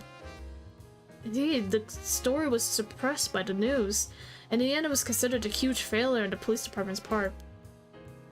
Most of the investigation was conducted in secret, and unfortunately, the department is unwilling to reopen the case. And the investigation carried out afterwards turned up nothing at all, which is why I'm now on the job.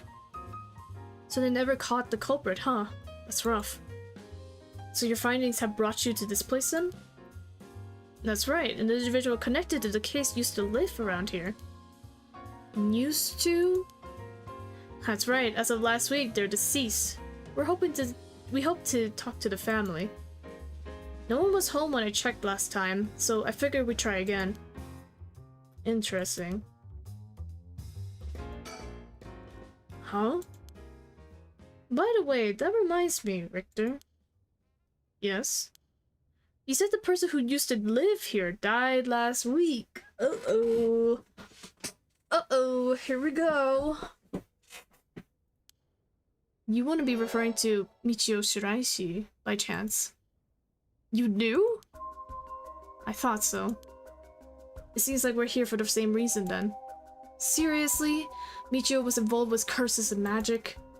Strictly speaking, the curse part isn't our concern. We're looking into Yoshimi's case. Yoshimi? Oh right, Hajime Yoshimi's. That's right, he died on the job. I'm sure you heard of it. I heard. It was the most unfortunate loss. Used to? So there's a connection between Hajime Yoshimi of the Juvenile Division and Michio. Excuse me. Well, hold on. Let's focus on Michio for a second. You think she was something to do with the kidnapping? Talk about unforeseen developments. Exchanging information should prove mutually beneficial. I'll tell you what I know, but in turn, I want the full scoop on your findings concerning Michio. Jojo poses. Sure, to tell you the truth. Excuse me. What? You believe Michio's ghost is the one who killed Mr. Ju- Oh! New sprite? I'd never seen Michael Jackson so pissed before. Holy shit. So he wasn't just bumbling nonsense? I mean, we haven't fully confirmed anything yet. But the testimonies we've heard and the evidence we've found points in that direction. Testimony? You mean from that, psychic high schoolers? Didn't they also say there was a chance Michio hadn't killed herself? Wait! If that's all true, then... Did you figure something out? You don't... Oh, let's take a moment to appreciate this frame. Everyone's like, god damn, he's pissed. You know it's bad when the usual, like, cheerful character suddenly gets angry. Kankichiro Iwai! Oh... Kankichiro Iwai. He'll be the next victim! We have to open the door to the Shiraishi house. We need to look inside. Hey, what's causing into you? Boss? I'm sure the landlord would give us the key if we asked. Screw that! You know how long that could take? We can ask for permission later. Oh my god. Richter? Hey, Richter, calm down. We can't just... Ah, yes. Breaking and entering. My favorite pastime. Dad, you shitty door. That's how you do it? Oh my god. I just imagine he just kicked that door down. Richter, get a hold of yourself. I see you're still the same as always. Same as always. Ayo? I know they had a past together, but like... Anyways. Everyone, come quick, look at this. Whoa! Oh! Ah! Whoa, what's up with this room? Boss, there's a dead body inside here. Whoa, could that be Michio's dad? Nah, he's her stepdad at best. If that, it's got to be the body of Kankichiro Iwai. Just no doubt about it, this man's a goner. He's got it real messed up. Looks like he's been here like this for a while. I say it happened last night. Ariel, did you find Junichi's body in the same state? How did you mention it? It looked as though Kohei Junichi had died from a number of heavy blows. What are you suggesting, investigator? It's Michio Shiraishi! She's alive! She used the power of the curses to get back at the men who ruined her life. That's ridiculous. You're suggesting she actually revived? It's got to be that. If she's alive, then... Wait, that's the picture of, Oh! What? Whoa! Oh my... Whoa, storyteller, it's been so long since I saw you. Wait, but they had... He had a picture of Nejima before he got arrested. Whoa, guys, wait, hang on. Hang on, what the heck? Oh, things are getting really intense. What voice did I give this guy? I kind of forgot. My apologies for interrupting. I know we've just arrived at an interesting plot point. But do you really think a dead girl is going around taking revenge from beyond the grave? Consider this. What if Michio Shiraishi never died? But seeing as you've come this far, I'm sure you already know the truth, don't you? And so, I would have you answer me a question. Where on Honjo was Michio Shiraishi at the hour of 8 o'clock this morning? Excuse me? What? Oh? What? Huh? I don't know. 6 feet under? I still don't believe that Michio Shiraishi is alive. What? Okay, think about it, right? Nejima's pictures were around Michio's stepfather. So maybe they have a connection to each other, right? Maybe he knows about Michio and her family. So that's why he probably planned this. To act like Michio Shiraishi. So that, you know, it would direct the attention away from him. Because I don't believe that she's alive. If so, then like, wouldn't there be more murders? Like, let's say that she was revived because of the cursed stones, right? You need to kill people so that you can resurrect one person. So this is why I don't believe, like, there's no bodies that were found before the entire events of this story. Michio is alive was a fake name? But like, why would she do that? Why would she do that, right? Like, she suffered all of this for like years, and then it's only now that she's like, oh yeah, maybe I should just krill everyone that does me wrong. And also, again, Yako is the one who has the curse stone, who kills people by making them look like they fell from a high building. So it's like, it's either there's a curse stone that can copy other curse stones' like powers and the method of how they die, or I don't know, there's something else happening. But anyways, I still don't believe that she's alive. What? What? I had to... Oh. Wait. What? Am I supposed to know? Wait. Hang on. Hang on. Where was she? At 8 o'clock this morning? What do you mean? What do you mean, where was she?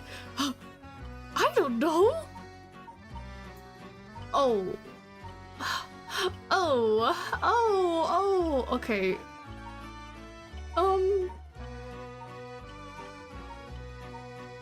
Okay, hang on. Let me see the locations. Not here. Definitely not here. Not here. No. No, because this is where Shogo's body was. No, this is the soap building. No. This is Yako's house. Sumida River? No, no. So it's either between her house or the high school, which is, again, where the two bodies that are associated with her are from. Obviously at the school, right? Yeah, of course, she was just going to school like everyone else. Wait a minute, the school was closed because the teacher died. Am I gonna get penalized if I get this wrong? Am I supposed to know? What? Hang on. Excuse me, can I read this again? Do you really think a dead girl is going around taking revenge for beyond the grave? No! Consider this, what if Michio Shiraishi never died? Okay, if she never died. But if she never died, right? Then Junuichi wouldn't have quote-unquote died because people think that Michio's the one who killed her. Or killed him. I'm just gonna say that she was just at home. Yeah.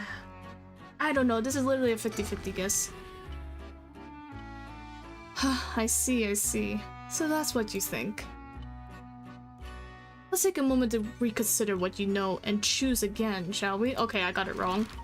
The school? Oh! That's not right? What? That's not- both of those options are not right. Never mind, guys. The game is throwing me in a loop. I feel like I'm playing like 5D chess, but actually I'm just eating the chess pieces underneath. What if I just like selected every... What if I just selected every option? So like surely I'll be correct, right? I don't know. What do you want me to pick, storyteller? I don't know. Well, we're gonna go through every single option. Imagine it's just a trick question and he's like, actually, she's dead. Why would she be anywhere? Take a moment to reconsider. I don't know. Just trial and error? Yeah, exactly. I don't know what you want from me, storyteller. It's gonna be like the last option. No, I don't know, man. It's gonna be like the last option I'd pick or something. Or again, he's just gonna say, yeah, she's dead. Why would she be anywhere? Oh! What? Huh? Wait, what? Wait, what did I pick? I wasn't paying attention. What did I pick? Oh, not the storyteller keeping count. He was keeping count of how many times I got it wrong. You didn't have to call me out like that, man. It may have been easier to reach that conclusion had you considered the cause of death. Let's get back to the story then, shall we? I've taken enough of your time. Oh. Gee, thanks. Well, anyways. What? So you really think Michio Shiraishi is alive? Just think of it through and it all becomes obvious. I don't know, this is kind of confusing. It tracks, but... Do you really think that girl could have managed all this? First of all, Ariel, go report this to HQ. Understood, I'll get on it right away. He's gonna point and laugh at you? No way. Guys, you have no right to laugh when you also didn't know the answer. I'm just saying. Anyways. I started investigating this place. It sure isn't lacking in stuff that needs a look at. There's a bunch of photos of the same person pasted on the wall over there. Yeah, this looks really creepy. Huh? Whoa, now, hold on. These photos. Oh, Jesus. Jump scare. These are all Fumichika Nijima. Gross. Really? Come to think of it, he was in the papers a lot back in the day. Oh, there's even more pasted up over here. They're all cutouts from newspapers and magazines about the Nejima murders. I don't get it. Why the weirdo shrine? Let's keep looking around. Oh, I hate this. I hate this so much. I hate this.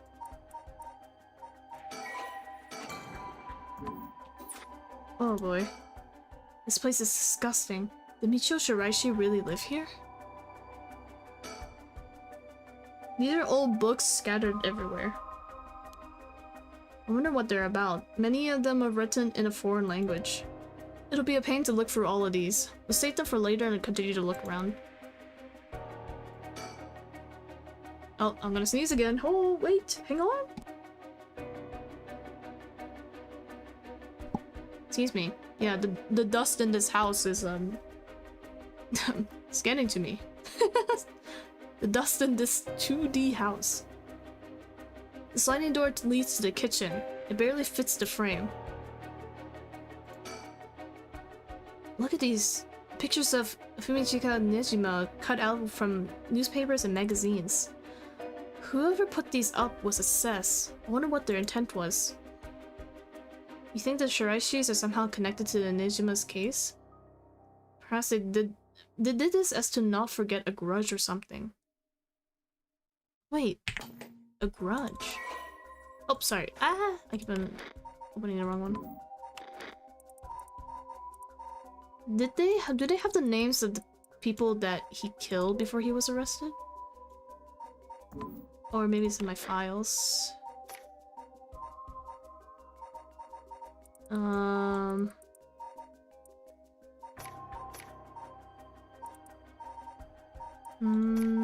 It should be a case for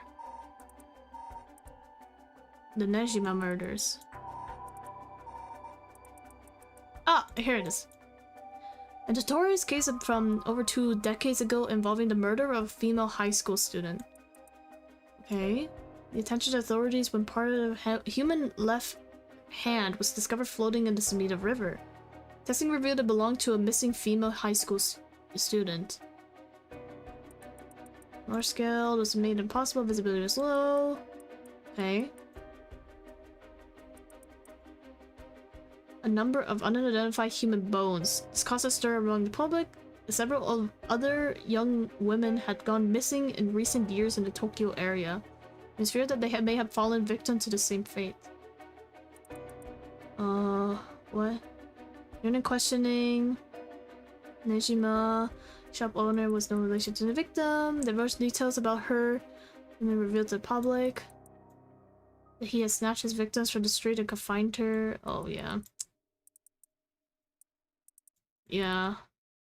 So maybe they were so obsessed with him is because he killed someone close to the family?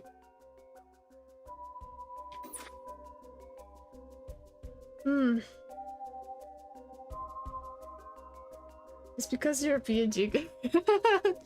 Damn, you got me there. I blend right into the environment, unfortunately.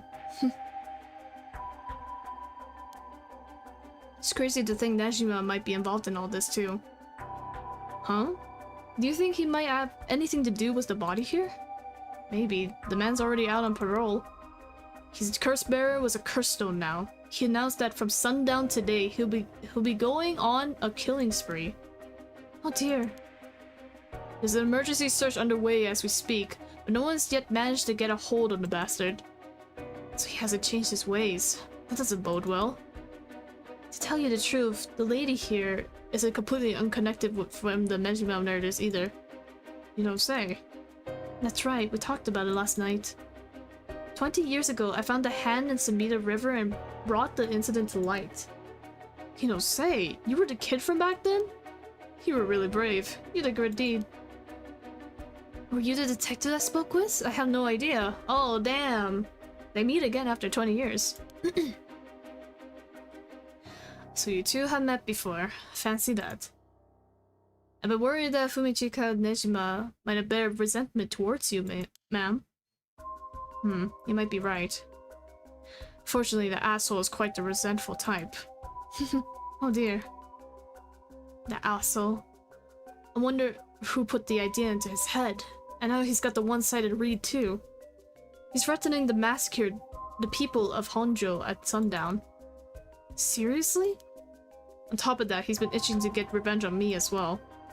Of all things, the man's gone and threatened to kill my daughter.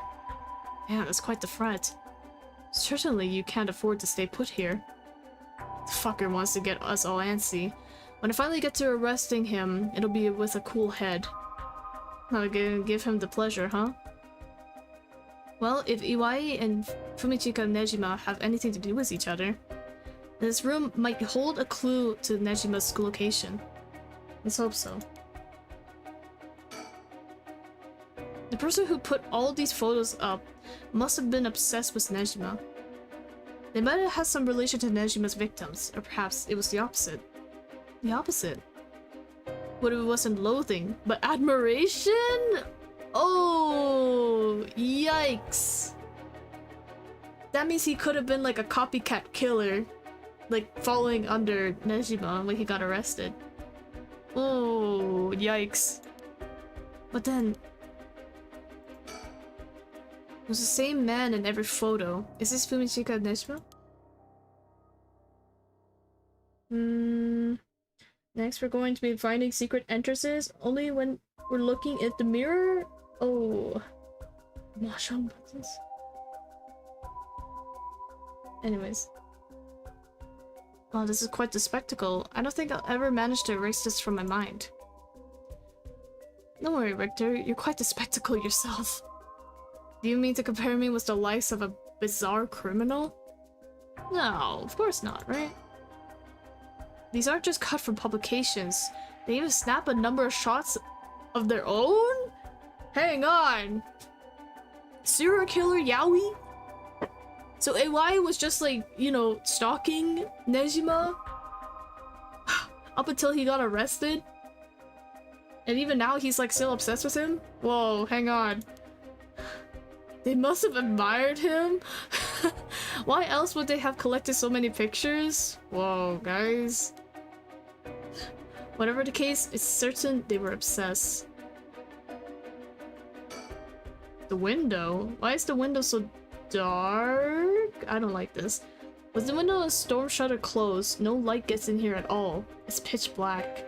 The neighbors mentioned they started to keep the house shut like this not long ago. Okay. This drawer is really old. Chief Inspector, do you mind if I look inside? Hmm? I mean, in normal cases, only the police would be allowed to touch things, right? Right, Ariel isn't here, so let me take a look at it. There's just clothes in here. Not much variety either. Can't say they were big spenders. I was hoping to find a kind of talisman here, but I guess we're not so lucky.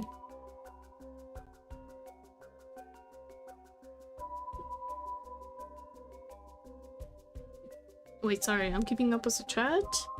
We're so immersed with the... Gonna have an event called Escape from Pixel's Basement? What the heck, guys? Yeah, guys, the only way that you can escape the basement is that you can answer this one question from me, right? Who would win? 5 quintillion lions or the sun? And that's the only way you can leave. Anyways, I see. Thank you anyway. Mama? Oh. Are you paying to look for these? Okay. Floor? It's off-putting to look at, but I can't help but wonder what in the world this is. They're magic runes. They're used in Western black magic rituals.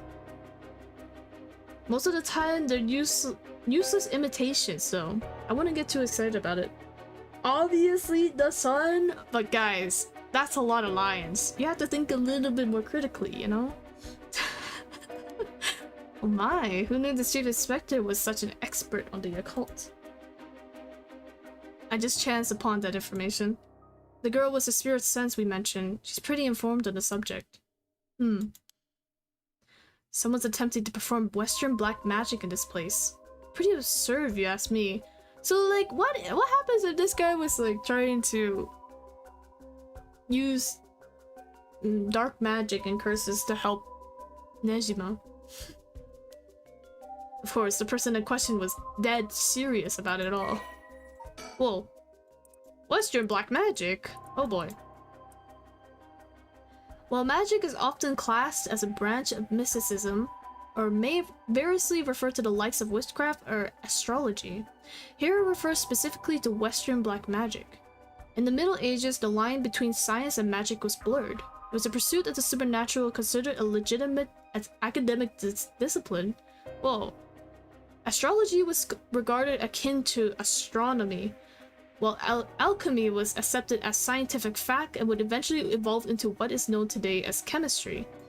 One disciple, however, was considered wicked and shunned accordingly: black magic, the practice of using magical knowledge to strike a bargain with demons. But are the demons hot? I think that should be another question we should be asking. In contrast to the socially acceptable subjects studied by the intelligentsia, black magic was most prolific among the lower classes. It was the common people who suffered most from the ills of the day: war, famine, and sickness, which perhaps led them to seek aid from unholy powers. As hearsay, these rituals and spells were nowhere to be found in orthodox modes of teaching, but instead were recorded in tomes of dubious credibility. I love striking deals with these demons. Ayo. I might need your contact information of these demons, you know? How can I get in contact with them? Their candles and stones with inscriptions placed all over. Are these tools for some rituals? Hey, don't touch anything, you hear? Ah, that's right. Considering this a murder scene, we ought to leave everything as is. All of this could be used as evidence. If anyone besides Parensis toys with it, it'll cause trouble down the road. It looks like the things spread around here have been like this for a while now. This ritual, or whatever, was something he attempted up to recently. Plenty of the neighbors mentioned having heard strange mantra-like noises coming from here during the night. Oh, right! They heard like weird ritual sounds, the neighbors, from Michio's house. Oh, so he's been practicing black magic for like a year now. What the hell? You think Iwai was the one chanting? Hard to say. Could have been one of the Shiraishis as well. If we look through these books in the back, we might learn whatever it is they were trying to do. Ugh, the corpse. Okay, I have to look at the corpse. There's nothing around to confirm his identity, but the looks of him, I say he's Kanchichiro Iwai. You seen him before? I heard he had a criminal record, so assuming he wouldn't have held a respectable occupation. Is this what a curse does to a person? Ma'am, it'd be better not to look so closely. It's amazing. What? Pause. Hang on. Rewind. Play. Are we seeing the same thing, Haruhi? Girl? Okay. Cruel. Okay, let's read the books. What do you say, Chief? Would you let me look through it if I wore gloves? Well, it's not like I'm any help with foreign languages. Go ahead. Thank you. Huh, this seems to be the book on Western black magic. The same runes are written here, alongside detailed descriptions of the procedures. I suppose you called these grimoires. It's all a bunch of nonsense if you ask me, though. You think this Iwai guy was studying them? Perhaps to perform some kind of ritual? There are a bunch of handwritten notes besides the grimoires. Whoever it was, they were serious about this. Iwai doesn't look like the type to be into this stuff, but you shouldn't judge a book by its cover. But why would he be studying black magic? According to the materials, this here rune is for the restoration of youth. Perhaps he was trying to become young again. This over here seems to be black magic related to resurrection. Each one of these spells requires a human sacrifice. Talk about dangerous. Resurrection? Like the rite? Because no matter what part of the world, people will turn to the cult for similar reasons. Hmm? Oh no, why did the music stop? What happened this time? What is it? This looks like a journal. It's probably a journal. His writing is surprisingly thorough. It's almost up. Why? Why did this? Richter jump scare again? Why is Michael Jackson scaring me so much? What the hell? It's almost as if he was writing a report for someone. Oh wow, now this is something. What is it? What did he write? It's quite defiant. Let me give you a summary. So this Kanchichiro Iwai fellow, he's been searching for a spell to restore youth for years. So he's into black magic from the start? He believed he could learn to successfully perform the spell. He could then use it to earn a fortune. To tell you the truth, it seems he was already getting funded after he acquired this grimoire. You don't say. It's starting to sound kind of familiar. But first, let's find out how he got his hands on this grimoire. It seems that Nejima told him where he could obtain the book when they were both in prison? Whoa, I knew it! Serial killer Yaoi! But also in the worst way possible, holy shit! What? That's nearly too much of a coincidence. Likely not coincidence. It seems like Iwai took an interest in the Nejima murders after it made the news. He admired him rather passionately.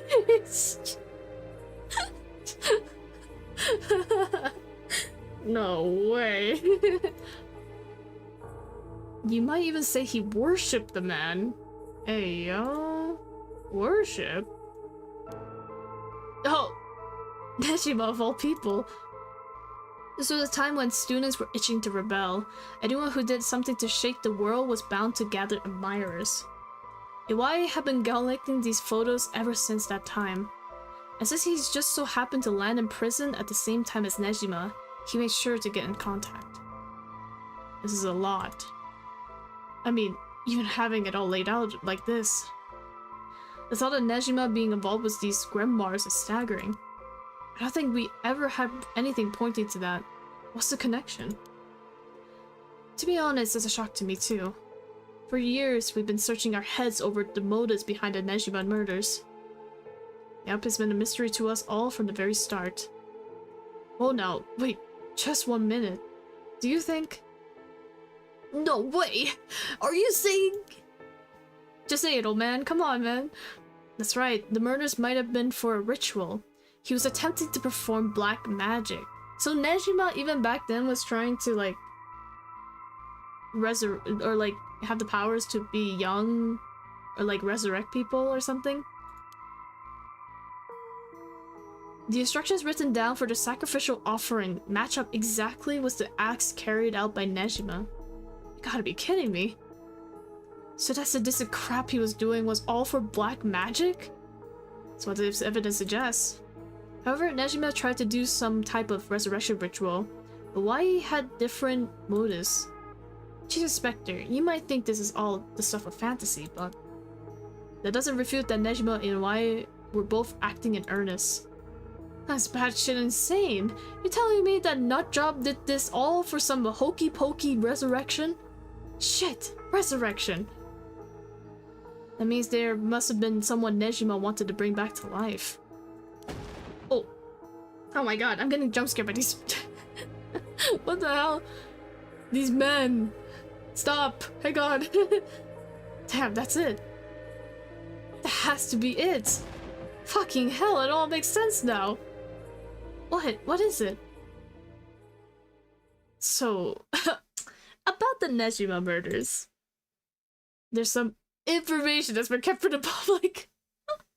God, who would have thunk? Who would have thought, huh? Information held back from the public? No. No, I thought we were all on the same page here, right? Haha. Oh my god. Go on. When we broke into his house and arrested him, we also found a baby. Whoa. A baby? It was a girl, looked to be about 6 months old, but she was covered in filth. She looked so weak and sickly. We called the medics right away. If we were a second later, I'm sure the girl would have died. So was Nejima the father? He told me he found her under a bridge. He found her? She was abandoned? I heard of parents threatening to leave their child under a bridge as a threat. But to think it really happens. I suppose there are those cases with the dead newborns found stuffed in coin lockers, so it's not without precedent. Whatever the case, we never found out the truth. But there's one rumor from back then that I could never get out of my mind. And it started to sound more likely now?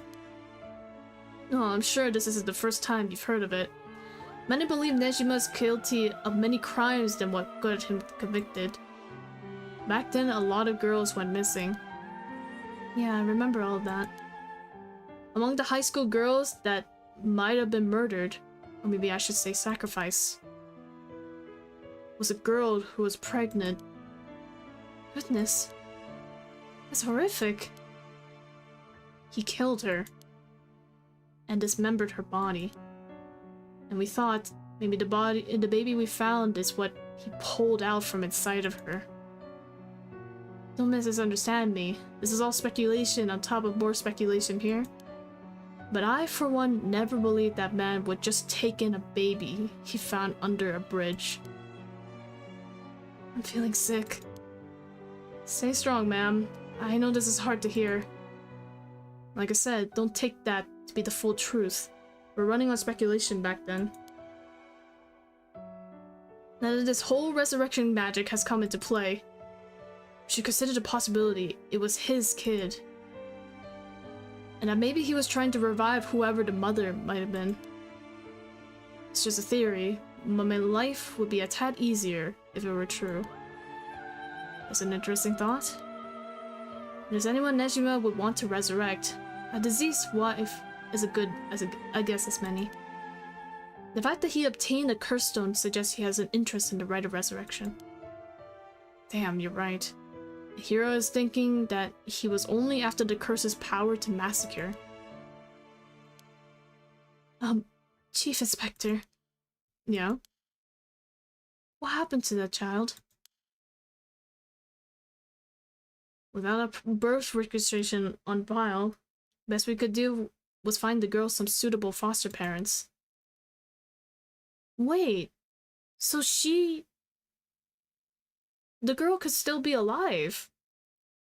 And most likely someone that we've met already. It was decided to keep the circus a secret for the sake of the child's future. Well, I'm glad she was taken care of. Oh. Don't mean to derail the conversation, but there's still some more written in Iwai's journal. We know Iwai had managed to obtain the grimoire thanks to the advice he got from his idol, Nejima, while in prison. After conducting research and gathering more information, he determined he had a chance to get rich quick. Right, he thought he could make some money if he could successfully use rejuvenation magic. Correct. Turns out someone gave him the idea. Hang on. I didn't read that. I'm like, hang on, what? Huh? Turns out someone gave him the idea. Okay. It's not just me then. And get this. Minor misspelling mistake. Whoa!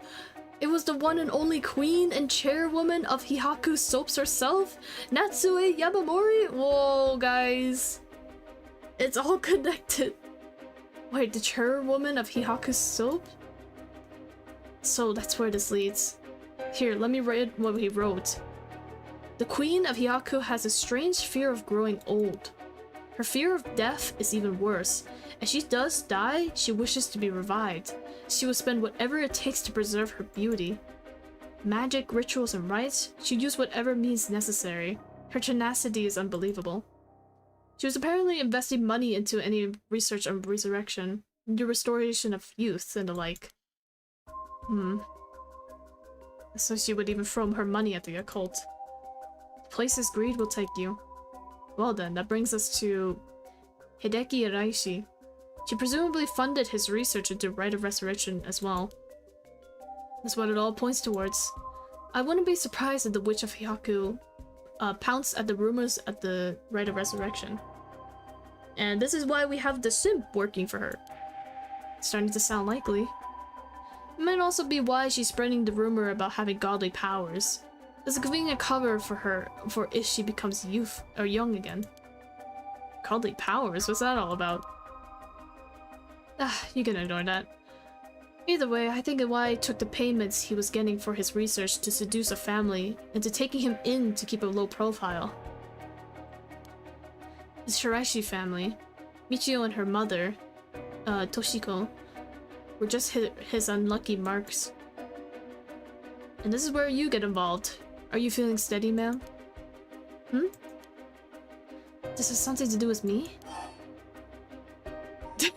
What are these two dialogue options? Are they the same? Are you saying that? What are you talking about? Ma'am, please calm down.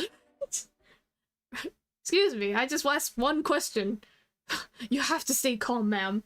I know you asked what's happening, but that's okay. You have to calm down. Iwai sorry, that's... that's like... Oh, Oh, there he is. What the hell? Wait, sorry, that slide transition was kind of funny. Why did that look like a PowerPoint presentation? What the hell? Anyways, why he moved in was the Shiraishis to practice his magic. He needed a sacrifice to perform his youth restoration spell, but that meant extracting the life force from someone young. Uh-oh. Does that mean Michio was used to be the sacrifice? Uh-oh. Oh, uh-oh. Ah! Ah! So it was a why. This man— oh! No, it was her son! Oh shit! It's not Michio, it's her son! Uh-oh. Why worship Nejima? So he must have also despised Nejima's detractors. Not to mention he was captured and sent to jail once before. Surely he had a bone to pick with the police. So when he realized he had the chance to both avenge Nejima, embarrass the police, and acquire a living sacrifice at the same time? Fuck. You got it. Iwai kidnapped Harue Shigena's son and managed to score 3 birds with 1 stone. Whoa. Whoa. Oh shit. Oh god, she's pissed. You're telling me that horrid man, he never had the intention of returning my child. Oh boy. I thought there might have been a reason why the kidnapper seemed to be knocking the police. He never wanted money. His aim was to humiliate the force. It all makes sense. God, Michael Jackson is like showcasing his entire like brain to all of us.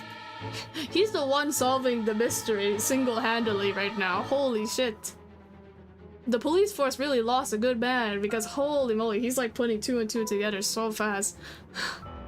He must have used Michio to lower your boy's defenses and then kidnapped him on his way home. Oh! Because Michio is his stepdaughter. So that he used her to be a part of all this. Oh my god! Whoa! This is so crazy! Oh my god. That man, he took Shuichi! Oh my god. Ma'am, please calm down, I understand, but you must remember to breathe. You don't understand. You have absolutely no idea what I'm going through. This isn't a joke. I wouldn't expect the police to understand. You'll never understand. Living sacrifices. What a stupid idea from a stupid little man. Okay, ma'am. Let's just take a moment to breathe. Why don't we go get some fresh air? I can't believe this. This is... Ah! Whoa. Chief, I think it's best we take our leave. But before we go, there's one more important piece of information noted in his journal. Oh? Iwai got in contact with Nejima last year, after Nejima was released on parole. He provided him with accommodation and financial support. Is that so? He managed to find a hideout for Nejima to stay in. God, thank God this guy reported everything, all of his crimes, you know, in one journal. If we never found this, we would have never figured all of this out, by the way, you know? Like, if he never had a journal, we would just all be speculating, like, where is Nejima right now? Or, like, anything that we just talked about previously. Good thing that this guy is just reporting his life story in a journal that is conveniently placed in this room. Damn it. If anything, rather than use his money to support the Shiraishis, it seems most went to Nejima instead. If Nejima's lurking around anywhere at the moment, is probably in that hideout. Did he write where it was? Fortunately, no, not that I can tell. But it seems Michio knew where it was. She never met Miss Nejima in person, but she was made to go in and clean up among other things. Yeah, sure. Yeah, true. We would have been running around for like 40 more hours. But good thing it's all in a journal, right? What good is that information? The girl's already dead. Wait, no, she's alive. That's right. Michio Shiraishi is alive. If you could find her and get her to talk, you can get her to spill the beans on his hideout too. So does that mean Michio also is a curse bearer then? Because now they're actually saying like she's alive. Or maybe they killed someone who looked like Michio then. So that it looked like she was dead this entire time. Holy moly. So much is happening. So she must also has a curse stone. Investigator, I'm asking you. I should be going. The lady's not well. Oops. Person of interest. Oh my god. Do I want to read the life story of this man? Not exactly. I don't think I want to. Oh my god. Holy shit. What the hell? Why is this so long? Why is this so long? Oh my god. Oh, bye, Shiu. Enjoy your work, Laval. And hi, Helia. I'm about to read you a novel. Let me tell you. I'm about to read this entire person's autobiography for you. Oh my god. Okay. Maybe I could skim some stuff because we've already talked through what he was doing. Blah blah blah, right? And I also don't like this guy, so yeah. His diseased body was discovered, blah blah blah. Made a living by placing advertisements in magazines to sell phony magic items and good luck charms. He had a nostalgic yearning for the post-war era when things and people were simple, and has nothing but negative things to say about the rapidly developing, ostentatious world of late. Okay. Kind of like every old person, I guess. Radical in his belief that it would be better to tear down society and start over again. Kankichiro was discontent with his life spent poking around in society's cesspools to make a few coins. When the Nejima murder were widely reported in the media, it had a great impact on Kankichiro, as he witnessed how a single act by a single man could cause a major rift in society. Perceiving Fumichika Nejima as a great hero, he began collecting every piece of information he could find on the man. Kankichiro was later arrested for his illegal business practices, and a chance meeting with Fumichika during his incarceration solidified his idolization. He was captivated by Fumichika's talk of black magic, and following his release, acquired the grimoire Fumichika had hidden away. As for Toshiko Shiraishi, Kankichiro set his sights on her after encountering her at her part-time job. When he learned that the Shiraishi family was in financial trouble and could not afford to send Michio to college, he turned on the charm and took advantage of her weakness by offering them money. He revealed his true colors, however, after moving in with family, and used violence and money to keep Toshiko and Michio under his thumb. All the while, his belief in black magic deepened and found a sponsor in the Haku Corporation. Kankichiro forced the Shiraishi family to perform various rituals, with any attempts to resist being met with merciless beatings. The mother and father were helpless to resist. After Hihaku offered Kankichiro great sums to intensify his work with black magic, he set his mind to sacrificing a child in order to perform a youth restoration spell. For this purpose, he chose Shuichi Shigema, the son of Harue Shigema, against whom Fumichika held a grudge. He attempted to enlist Michio so as not to alarm the boy, and when she resisted... Oh, okay, it's bad. Yeah, so then later he killed the boy. It was first and foremost an attempt to create a societal uproar and break down a public order. Painted the crime as a regular kidnapping, demanding a ransom for the family. However, because of an embargo on the press, kidnapping did not cause a public outcry akin to that of the Nejima murders. Infuriated, Kankichiro had Toshiko performed a sacrificial ritual by threatening to kill Michio if she refused. Oh my god. Oh my god, what the... What? He forced his wife to kill the boy? But the spell failed, for which Kankichiro blamed her? Oh my god. Warning Michio to keep silent about the murder to avoid incriminating her mother, Kenshiro dumped the boy's body in the nearby river. The tiny corpse was found a week later in the Sumida River after floating through several canals in Honjo. After drifting for days in the polluted waters, little evidence remained.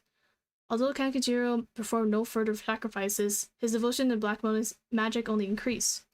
Toshiko and Michio spent their days consumed by guilt, forced to continue serving Kankijiro until the day they died. Holy shit. Whoa. Whoa. Anyways, guys. That was kind of a lot. Oh, okay. I'm going to go to the washroom real quick. I think that seems like a good place for me to go to the washroom. I'll be right back, guys. Let that settle in a little bit, right? Okay, I'll be right back.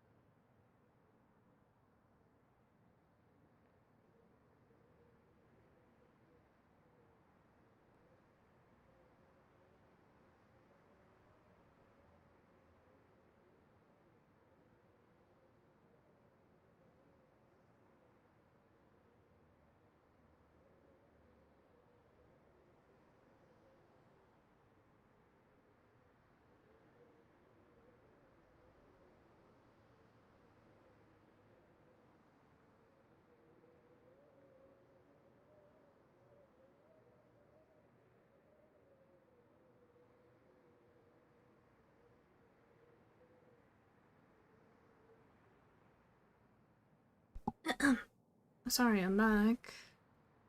I left you guys like in absolute silence. Did that drive you insane? Holy moly, I've been playing for 3 hours. That did not feel like 3 hours. I feel like the section we just played through was like only 20 minutes, but so much just happened. Oh. Anyways, I'm back. I didn't realize that there was just no music. Lamau? But that's okay. Anyways, let's keep going, shall we? I'm still feeling strong to go through this. Oh. Okay. Are you feeling better now that we've gotten some fresh air, ma'am? I'm fine. Suddenly finding out who the kidnapper was really made me lose my wits. I managed to solve the kidnapping case by pure luck there. Yeah, pure luck by finding this one journal. Lamau? Yeah, it feels like I've been only playing for half an hour. True. Holy. I guess that's a good thing though, because I like a game where I feel like I don't realize how long I've been playing it, right? Well, just like Mahjong. Anyways. You're right. But Richter, I feel grateful towards Michio.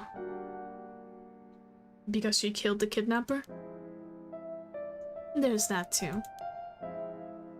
But it's for something else. If Michio is the one killing all these people, then she must have acquired quite a sizable amount by now. Oh, we're gonna steal her stone. Soul dredges, I mean. Uh-oh. Hey, Richter. Whether the kidnapper's dead or alive, it doesn't mean a thing. Revenge won't bring my boy back. If Nejima is planning to cause a massacre to collect soul dredges, then all the better. I won't give up on resurrection. Oh, she's still crazy. So I'm counting on you. Oh. Oh. Yikes. Whoa. Oh my god, okay. Okay, let's finish Harue's path, or like until we hit a dead end, and then we'll go to Yoko's section, or Yako's, excuse me. Okay, Haru and Richter break into the Shiraishi residence with the detectives. They find a journal left behind by the deceased Iwai, finally revealing the mystery behind the kidnapping. However, Haru remains unsatisfied. Oh boy. 1 p.m. Oh. We're getting close to when the massacre is gonna happen. Oh great, we're in her very creepy mansion, by the way, where there's like barely any furniture at all. And it's dark. I don't understand why your mansion is dark, ma'am. In further news, today the body of an adult man was discovered in the residence of one Toshiko Shiraishi around noon. Okay, so they found his body. The man identified as Kankishiro Iwai is said to have been in a relationship with Toshio. He was unemployed at his time of death. While further investigation is still underway, it's suspected that his death is connected to the recent serial killings in Honjo. Evidence on the scene may also implicate Mr. Iwai in the unsolved child abduction and murder case from last year. God, it's just so dark in this room. Well, ma'am, it seems like we managed to settle one part of the kidnapping case for now. Let's begin discussing our next steps. Right. Oh. Oh, I hate this. I completely forgot about these stickers too that are like around the entire game. I've been too busy keeping up with the story, I guess. Oh boy, okay, here we go. Oh. Wait, hang on. My chair. Judging by the official announcement, it seems what Iwai wrote is likely true. With both the kidnapper and his young accomplice dead, the police should be able to handle the rest.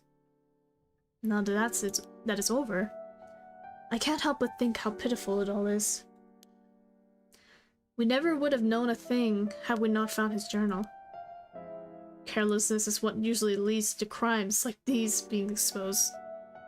Oh, so they actually mentioned how, like, all of this is because of his journal, Lamau. It's pretty much the same with the Nejima murders. But stumbling across the answer by pure chance really makes you think. It makes my skin crawl to think of how many cases like this are left unsolved or undiscovered. Me too. It's certainly disturbing. Oh, let me adjust my microphone a little bit. There you go. Well, with the kidnapping case all wrapped up, we can focus our efforts on obtaining the right of resurrection, yes? Indeed. I'm counting on you. Alright, let's reassess this curse situation. I must admit, I never expected the police to be so on top of things. The Chief Inspector, Tetsuo Satsumi, provided us a good wealth of information. I miss you to have a good day at work. I miss her already. What the heck? Panda? Question mark? He hot? Are you attracted to Michael Jackson over here? What the heck?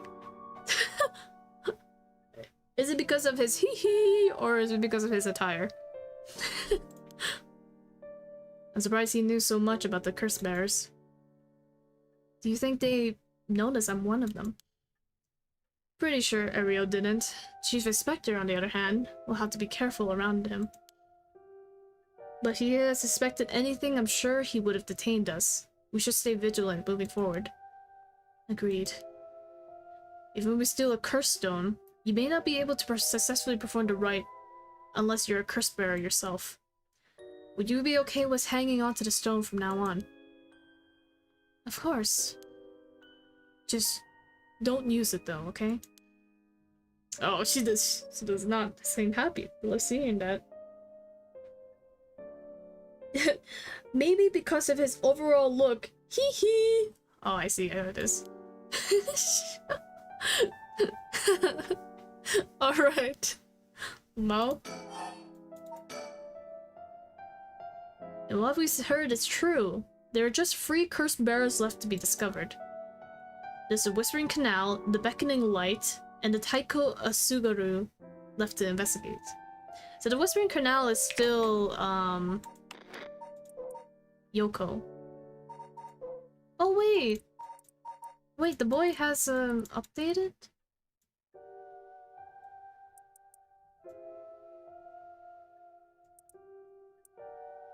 The case remained unsolved until Kankichiro Iwai was determined to be the culprit during an investigation into the Honjo serial killings.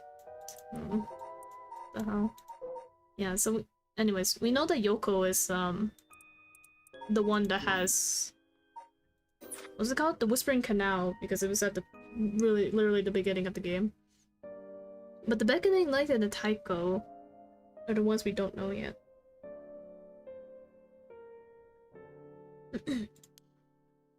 It may benefit us to visit the places connected to these stories a few times. I see. I'm still highly suspicious of the people at Hihaku Soaps. They could be the ones pulling the strings. That Takumi Yamioka fella is probably aware of the curse bearers we're looking for.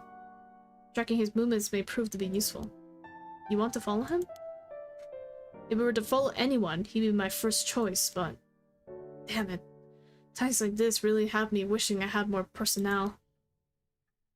Imagine it's tough working on your own. As the plight of running a small business, I'm always in the hunt for a skilled assistant.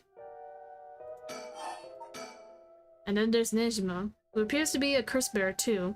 The one-sided reed, I think it was. If you want to look for someone that's likely to gather a whole lot of soul dredges, well, look no further.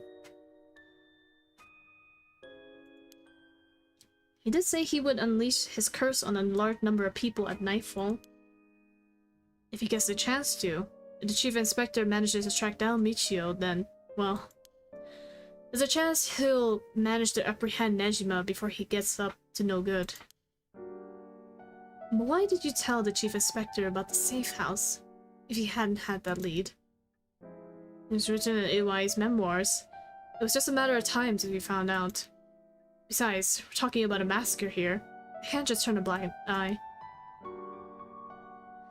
How different is it from any other curse bearer collecting soul dredges? Well, if we're talking Nejima, it could be a lot more dangerous. We'll just keep a close eye on Nejima and the cops.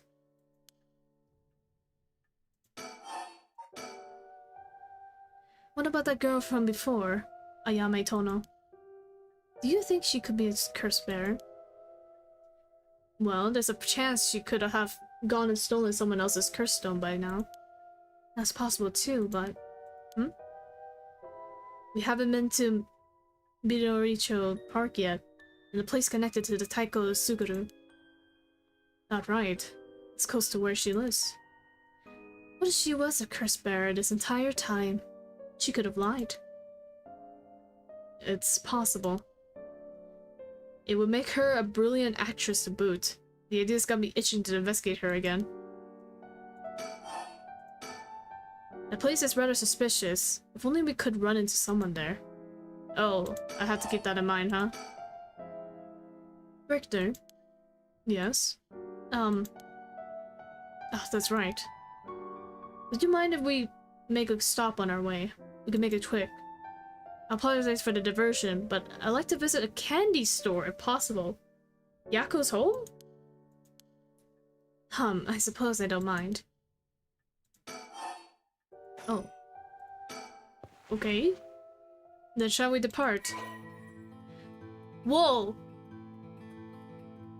From this point on, you will be given the option to finish investigation, which will allow you to immediately end this part. From there, you can continue on to the next part. You may also come back and restart this section from the point which you left off. Oh my god, there's so many places. Oh, holy moly. Whoa. Okay, the music back. Sheesh. Apparently Richter likes to visit the local candy shop in every district he visits. I figure once you've seen one, you've seen them all. But in reality, each one has its own unique displays and colors to match the locale. Kinda irks me that we stopped here simply for the sake of entertainment. But I suppose he needs time like this to relax and recenter his mind. He works so vigorously every day. Oh right, ma'am. Should we go for monjayaki or something? That's sweet of you, but I'm not hungry right now. That's too bad. I haven't had great luck with this mockingbird raffle. Would you mind if I tried a few more times? Oh my god. He's a kid at heart. Apparently most of these are just replicas of the real deal. But even so, they're well worth the price. He would definitely be like a Pokemon collector in real life. Some of the kids were saying they managed to snatch some real rare finds in this lottery. Go ahead, don't buy them all now. Just let you know when you want to leave, okay? Okay. Senoia. The children seem pretty fond of this place. It looks comparably new. They must have had renovations done not too long ago.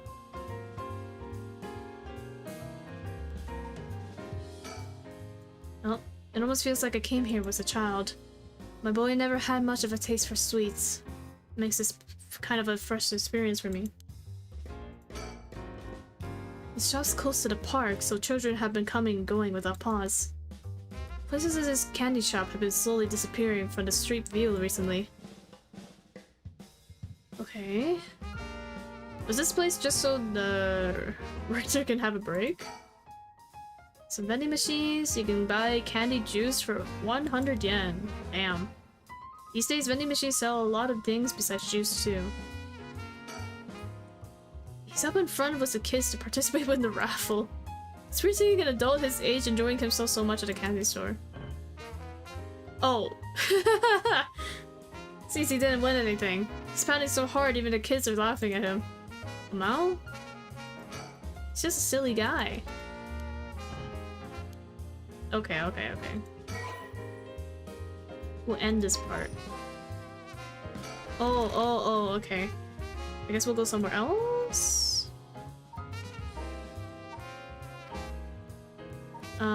Let's go check on the crazy art girl.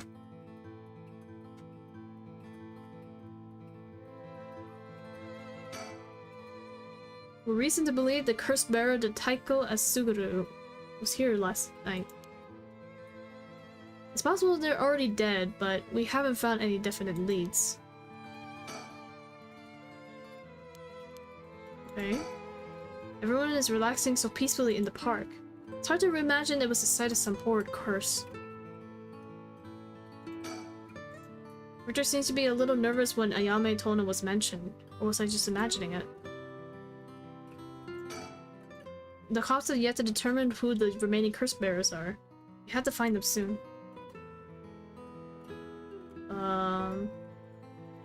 Is there nothing else? Oh, she's right here! Oh, nice! Hey, that lady over there. This is Yame Tono. She's been trying to hide.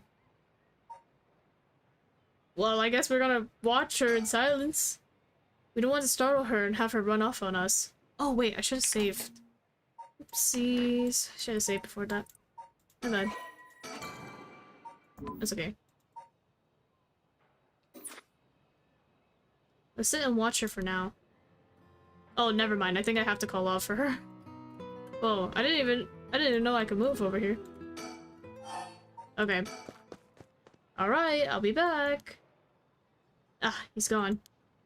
I suppose he really wanted to talk with her. What? Oh, what the hell is he doing? What is he doing over there? My man? What the? Why is he so goofy all of a sudden? Oh, there he is.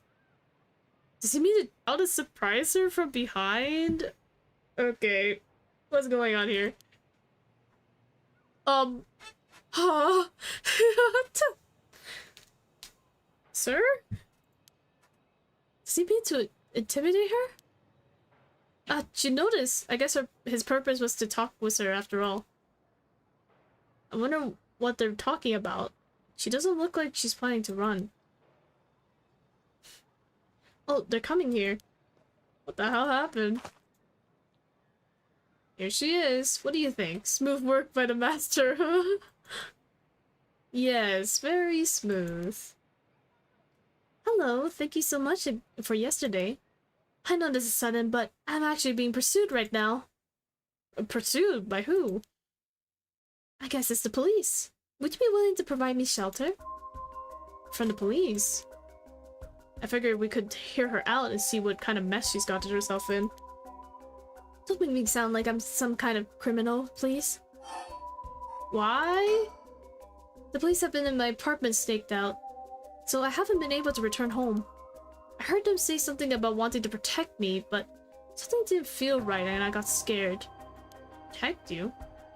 You have any idea why they're after you? Well, I've been searching for the curses, so we shouldn't trouble ourselves with hiding you. They're after you for a good reason.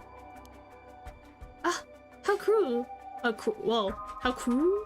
Cruel? What the heck? How cruel? Sorry, I don't know why I said it like that. But this handsome investigator wouldn't turn me in so easily, would you? It's unfortunate, but we got reason not to get involved with the police ourselves. What shady reasoning? But if you got some murky secret to hide, then might as well cooperate with each other, no? But if you got some murky secret to hide, we might as well cooperate with each other, no?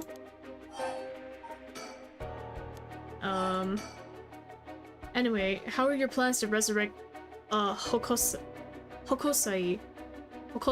going? Fortunately, that's been going quite well.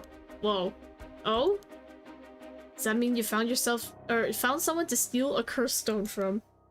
Not exactly, but I found out a kind of last resort. Which is why I can't let the police get me. What do you mean by last resort? You're really asking me that? It doesn't concern you at all. Why should I tell you? Ugh. Okay. What if we make a deal? In exchange for keeping you hidden from the police, you'll tell us about your last resort. Huh? Is that what you got you interested? Oh, I've got it! You're meaning to steal it for yourself. Not at all, I'm just curious. That excuse would not do. I don't need you to. I'll find a way to stay safe on my own. That was a close one. I should have known the only one who could count on in this world is yourself. Oh my god, this girl is so annoying. Ah, can't let her get away. Let's go after her. Stop it! Get any closer and I'll scream! Please wait, we'll help you, out, with no conditions. Well, change your mind quick. That just makes you all the more suspicious. What the hell? That was easy. Oh, never mind. I tried my best, but I couldn't convince her to stay with us. Could it be you don't know how to handle a girl like that? Humph! What the heck? What the humph? She's looking for a safe haven. Would you mind sharing your address with her, just in case? Well, it doesn't rather bother me, but do you realize there are police officers in my close family? At least it'll allow us a way to keep in contact, no matter how small. Oh, she's gone. Wait. Ayame Tono says her plans for the Rite of Resurrection may be achievable through this last resort. Does that mean she's given up on her plan to steal the Curse Stone? Richter? Hmm? You know, I have one as well. A last resort. You do? Even if we don't steal another Curse Stone, I already have my own. If it becomes necessary, I am prepared to use it. So you think it might be possible that she has one of her own use too? But that she despises the idea of using it to kill others, so says she means to steal a Cursed Stone with soul dredges already in it. Doesn't contradict anything we know. She lives nearby, which means she might have the Taiko Suguru Cursed Stone. We still don't know how much about that one. Richter? That last resort Ayame spoke of. It could be our chance. We can use her. I hear you loud and clear. Oh. You use her? Use her? In what way? Huh? What do you mean by that? What the hell?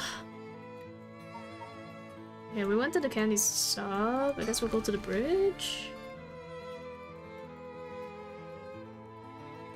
Whoa.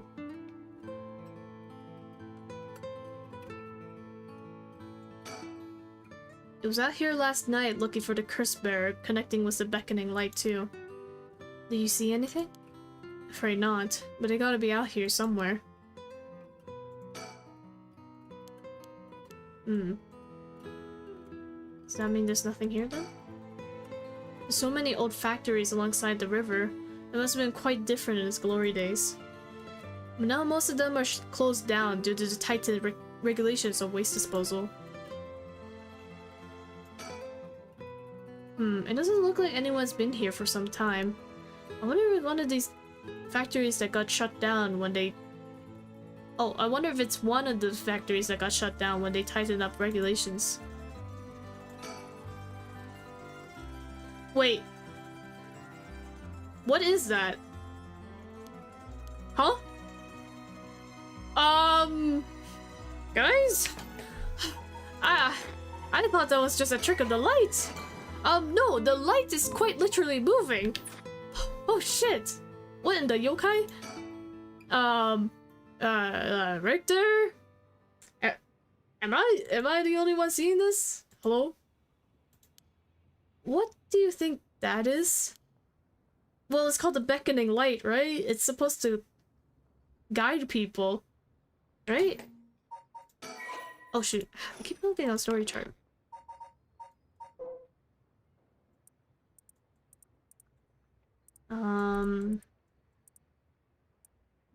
Wait, what is this? Okay, this is just an update on the thing. The beckoning light. Some say the flame is benevolent, leading people to their homes, while others believe it is a monster leading people astray. Well, I feel like it might be the latter. I don't see anything. Oh, it's because Haruhi has a curse stone, so she's the only one who can see it. Really? You don't see that? A thing that looks like a phantom ball of flame floating in the air. A ball of flame? It must be the curse that- wait. Why is there sounds? No, my voice volume should be low. Uh-oh. Maybe only the curse bearers are capable of seeing it. I don't like how closely we're looking at it. Because such a thing happened in broad daylight? Ah. Oh. It's gone. I wonder if that was the beckoning light's curse echo. The phantom flame you saw might have been the manifestation of the lantern. In that case, does that mean a curse bearer is nearby? Oh. Curse bearer might be lurking in the vicinity. I'm going to check the surroundings.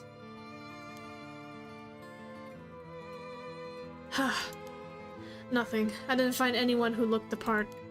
I see. I don't doubt something happened around here, but something might have changed in the area. What? Changed?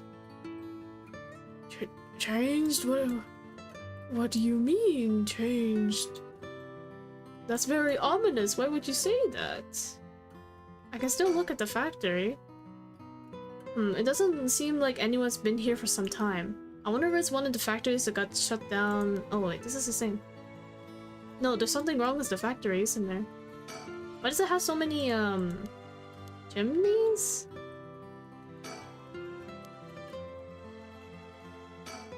Am I supposed to be playing Spot the Difference?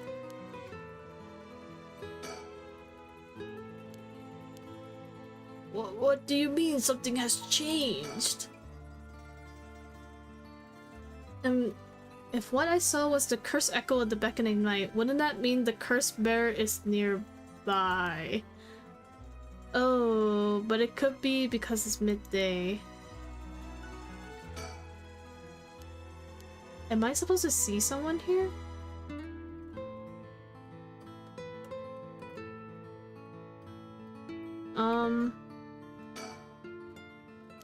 Something might have changed. Did something draw your interest? No worries here. I made sure to take a quick shower this morning. What the heck? Okay. I guess. What? What's different?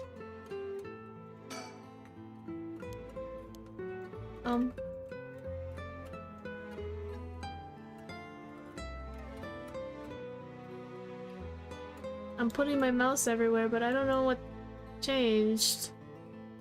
I don't know what they're referring to. The factory isn't checkmarked, and that's making me concerned. Maybe I'm not supposed to be here yet? I don't know, I clicked everywhere. Oopsies.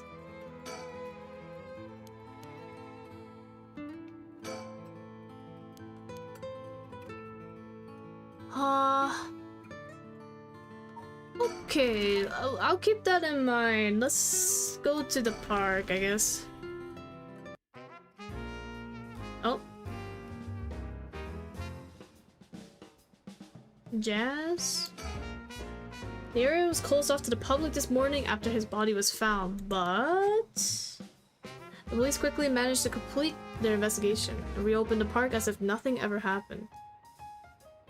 It's kind of ominous. People in the area are shockingly calm, considering what happened here. You think they'd be put off knowing there was a dead body here just this morning? From what I heard, it happened right about where you're standing now. Oh! Why would he say that?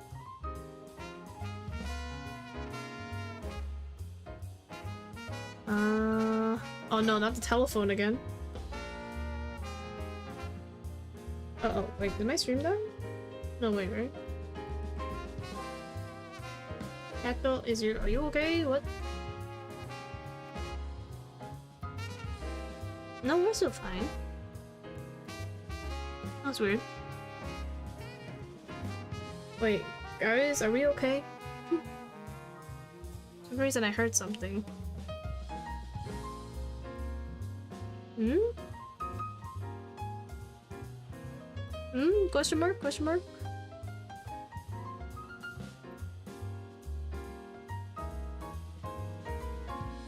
Let me know if the stream is skull emojis. I don't know what happened for a second there. Oh no, it must be the beckoning light. It's coming from my stream. A telephone booth. It doesn't look out of the ordinary for me. Okay.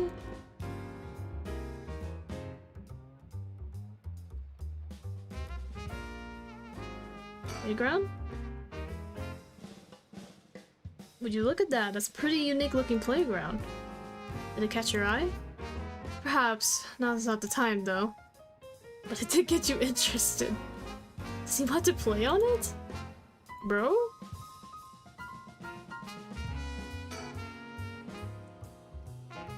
It made it quite the challenge. To pass through it, you have to go underneath there. He definitely wants to play on it. You can go take a look if you're that interested. Oh my god, his face. Alright, I'll go check it out just to make sure. You didn't have to think long about it. What's that? Did he find something? I found a mockingbird under the playground equipment. Damn, talk about lucky. It's number 19 Penny Prattle. What the hell? Dude, what the? I completely forgot about these things. These are just collectibles. Oh my god. You look so happy. Another expression for the books? I see. Congrats. Well, playgrounds always get me all fired up. He really is a kid at heart. Hey? I don't think there's anything else here. A bunch of kids gathered around Richter to poke fun at his clothing. Seems like kids come running for him wherever they go. Not all too surprising was his attire. He has to complain about it though. I wonder if he's got a soft spot for kids. This place is associated with the Whispering Canal. Canal must be connected to the man who was found drowned in the park. Agreed. Wasn't the victim a Hihaku Soaps employee? That's right. His name was Shogo Okie. Concerning his occupation, he probably came here in search of a curse stone. If people in the company know about the rite, it only makes sense they'd be looking for the curse stones. You think the chairwoman and Takumi would send their regular employees out to hunt for the stones? If that's the case, perhaps that Shogo died trying to take a stone from someone else. Uh-oh. Or he was betrayed. Either that, or he was killed precisely because he was a curse bearer with a cursed stone. I suppose so, but considering the location, wouldn't that mean the curse used was the Whispering Canal? Good point. That would mean Shogo Okie wasn't the wielder of the Whispering Canal curse himself. Could he have had the Beckoning Light, or even the Taiko Asuguru? I was there last night, and there weren't any dead bodies then. It's highly possible he was brought here from somewhere else. If that's the case, the wielder of the Whispering Canal has already collected his stone. Ma'am? Excuse me, but there's one more thing I'd like to try. Oh, be my guess. What? Shogo Okie is the name of the person who died here. It's hard to believe he was here by chance, only to end up murdered was a curse. Given his ties to Hihaku, we could assume he was aware of the situation and somehow involved with these curses. Said he wanted to try something. What did you want to try? What did you want to try?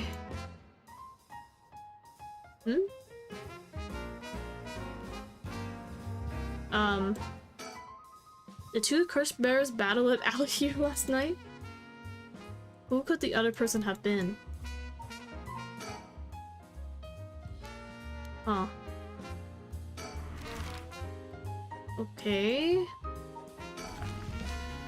Did anything change on the bridge?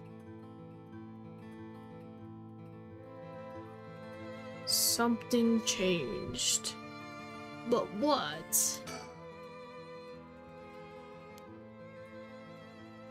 But that could have been because it's midday. Okay. Okay, this is repeating. I think I'm gonna finish the investigation here then. Until we figure... Whoa. What? What? Huh? Wait, there's a fourth person? Oh, it's technically fifth, I guess, but... Ooh, oh, guys. I don't like the title of this one. It's called Darkness. I don't know. I don't know if I want to go into the storyline called Darkness. You know what? Let's go check on the girlies, you know? Haha, it's been so long since we saw the girlies. My Yuri. Yeah, let's do that, shall we? The Rite of Resurrection is the inception of this whole affair. Yako and Mio decide to confront the man responsible for spreading rumors of it in the first place, Hideki Araishi. They find him at his frequent stomping grounds, the Kurokikyo Cafe. Okay. Do it, coward! Alright. You know, I want to see my Yuri, okay? Let me enjoy my Yuri, and then I guess we can go into the spooky... the spooky, fifth character that somehow spawned. You know, normally you'd be breaking school rules just by stepping foot in a cafe. I'll be a hot water if you lied about having permission for the police. Remember that. We know, it'll be okay. So, what do you want me to ask me? Well, first of all, chicken! Well, chicken. Nice. Well, oh wait! Whoa, that's a really cool effect. Whoa, it gets blurry when we focus on him, but the environment gets clear when we look away from him. Oh, that's a really cool detail. Anyways, that's just me nerding about the design. Yako, if you would. Right, we wanted to ask you about this. Oh my, a curse stone. An Akame mask. That must mean the Fool's Procession. You two were at the school last night? Damn, there of all places. Yako, you're one of them? You're a curse bearer? Please calm down, Mr. Araishi. Your reaction is too intense. It's kind of scaring me. Sorry about that. I'm afraid I got ahead of myself. What is that you wanted to know about your curse stone? What would be the best way to approach them? Oh, wait. This isn't a negotiation type of thing? Uh-oh. Wait, let me read his character.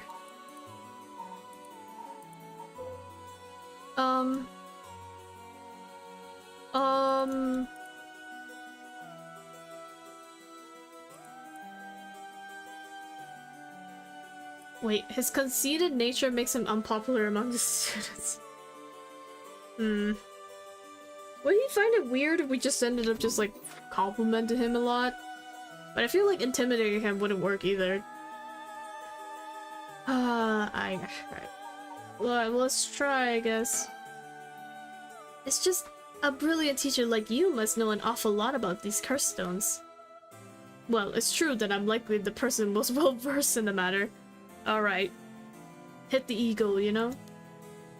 You're the only one we can count on, Mr. Araishi. Won't you help us, please? Oh, am I now? In that case, there's no harm in hearing what you have to think. Men are so easy, I swear. Thank you. Let's see. Why is everything with the Rite of Resurrection and the Seven Mysteries curse stones happening now? Oh, taking an interest now that you've received one of the curses, have you? You sound like a researcher, studying your questioning with your subject's origins. Mr. Araishi, you're not the one who triggered the curse, are you? No, I'm afraid I had nothing to do with that. whether I wasn't even attempting to do so in the first place. Completing the rite itself has nothing to do with my research. Then, do you know the ancient, Onmyodo ritual known as the Feast of Shadows? What is that? Something about the occult? Miss Kurosuzu, you look like the type to be interested in those things, but it's outside my field of expertise. And they say men are too complicated? Depends on the person, I guess. Lamau? Oh, sorry, wait. In that case, what do you think the rite and curses have appeared on now? I believe this is the intentional work of someone. It's certainly not something that would happen by accident. Why is it you want to know? Well, he may not tell us anything else if we say that we're trying to stop the curse. We need to make something up. Right. Well, I guess I only have one choice. Make something up. Well, you see, we just have such intellectual curiosity, and I think it could really help your research, Lamau. I see, now that you mention it. Seems like he's reluctant to answer. Then how about... ask about his research? Then... what does the record of fates that you've been researching say about the rite of resurrection? Oh, I see. That's what you want to know. Allow me to first elucidate you regarding the author of the record of fates. A special privilege, I might add, since I have yet to publish this in a paper. Yeah, okay. The record of fates was written 200 years ago in the latter half of the Edo period. It was written by a skilled but little-known omyoji called Seven... Whoa. Tsuchimikado. Tsuchimikado. Okay. This is not important stuff. If nothing else, remember this? I'm not gonna remember this, man. Sorry. Seiman Mikado? Oh my god. That's such a tongue twister for me. I've never heard of him. I'm sure you haven't. He was born into a famed omyoji family, was swayed away to practice forbidden arts in secret. He used whatever name was most convenient for the situation, so his real name barely exists in the records. I'm gonna drink some water.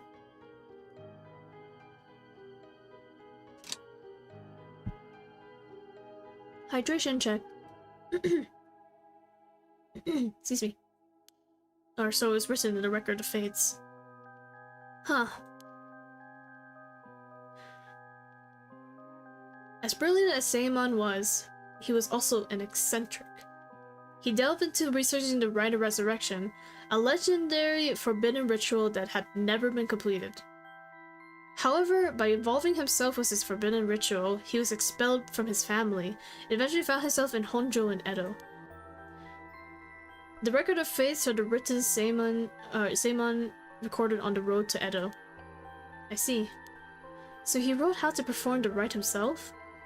The Rite of Resurrection makes use of Abe no Seimon's specialty, the Taizin Fuken ritual, a means of communicating with the afterlife. It uses soul dregs to replicate the soul of a dead spirit that has been called. Wow, I never knew something like that existed. Thus it is thought the only ones who can use it are those with the ability to turn human souls into soul dredges in the first place. So the Rite of Resurrection calls for that ritual to be performed in advance. Then, when the soul dredges are gathered and infused with wish of whoever is performing the ritual, it can be completed. The contents written in the record of fates end there. And there's no more? What about the Seven Mysteries of the Curse Stones? There's nothing written about them in the record of fates. The Curse Stones are separate from the Rite of Resurrection. The curse is one used to enable one who is unable to perform such rituals to be able to use the rite. That's similar to what Mio said, actually. Oh, file updated. Omyoji. An officially appointed government position was the Bureau of Omyo in medieval Japan. Onmyoji were tasked with performing divinations and rituals that employed the Chinese philosophies of yin and yang and wuxing, the 5 elements, to compose astronomical charts and almanacs.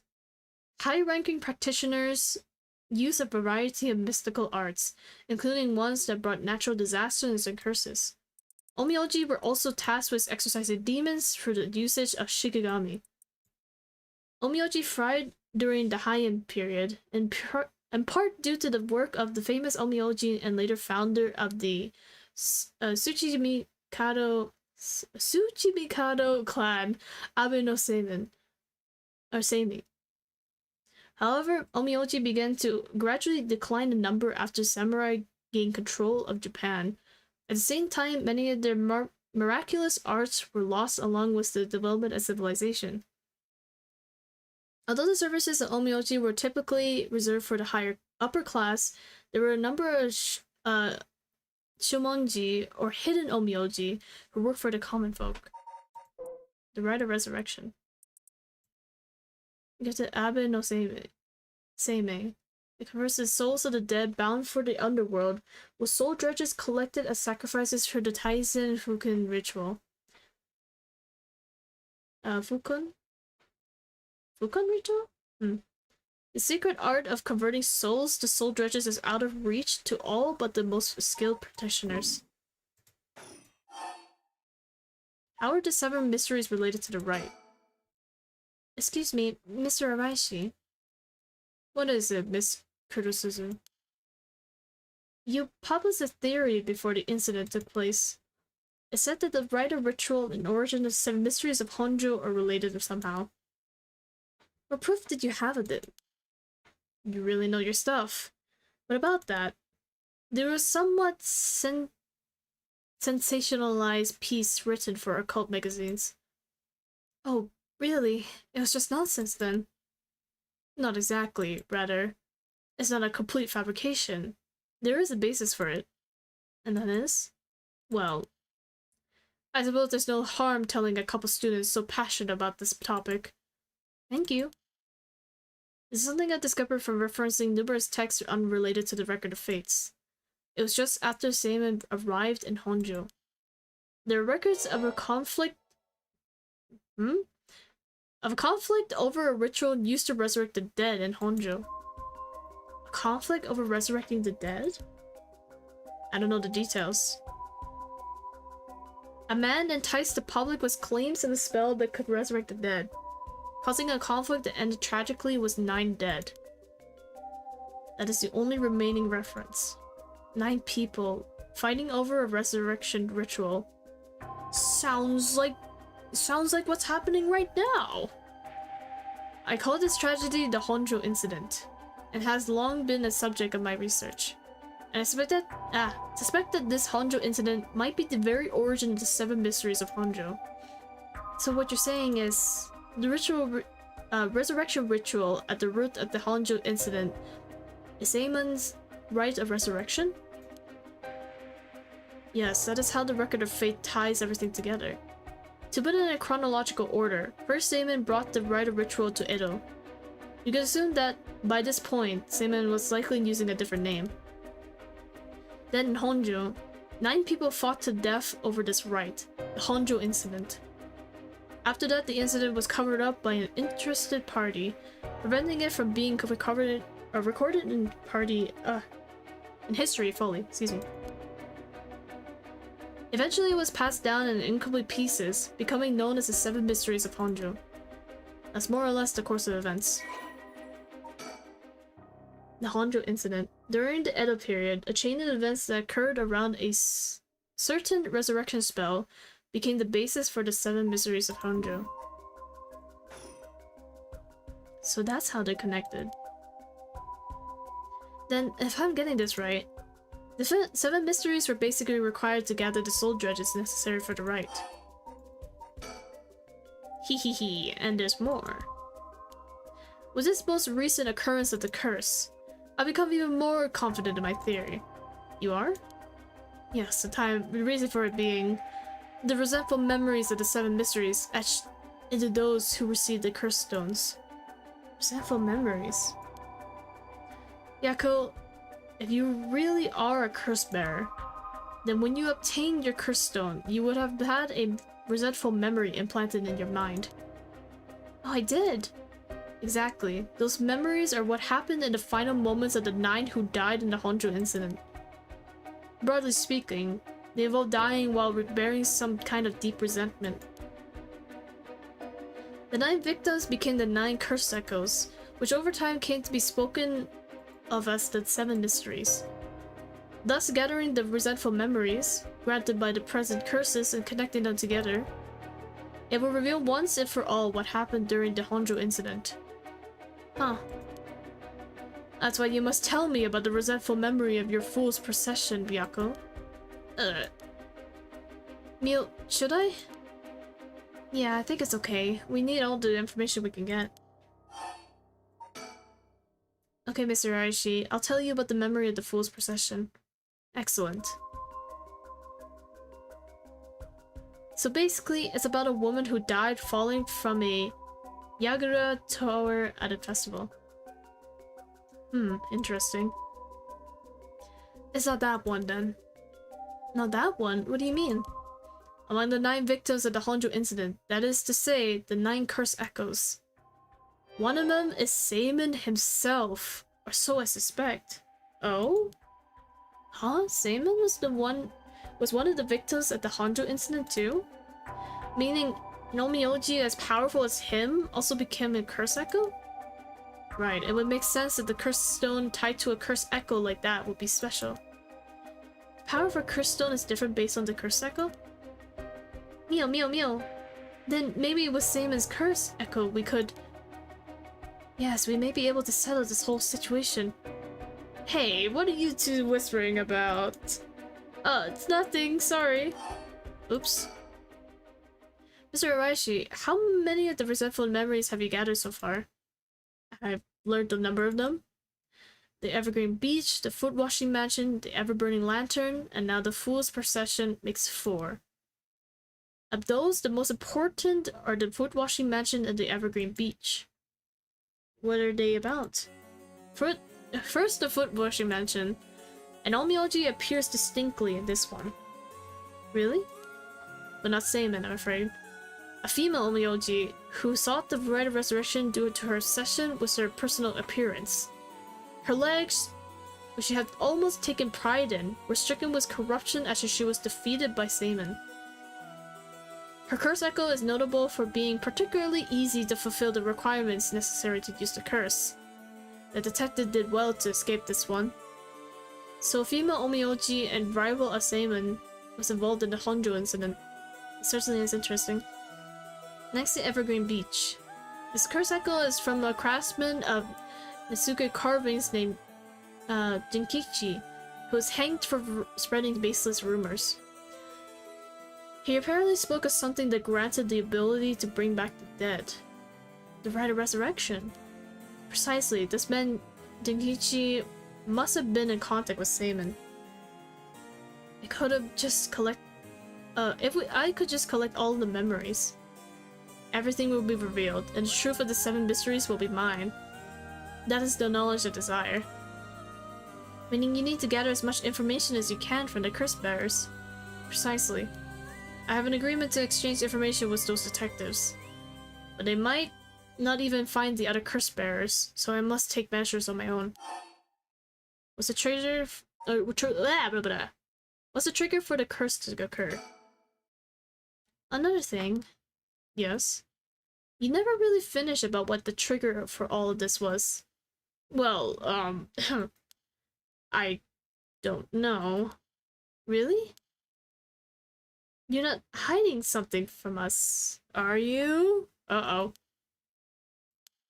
It has something to do with how you obtained the Record of Fates, right? How did you really get a hold of the Record of Fates?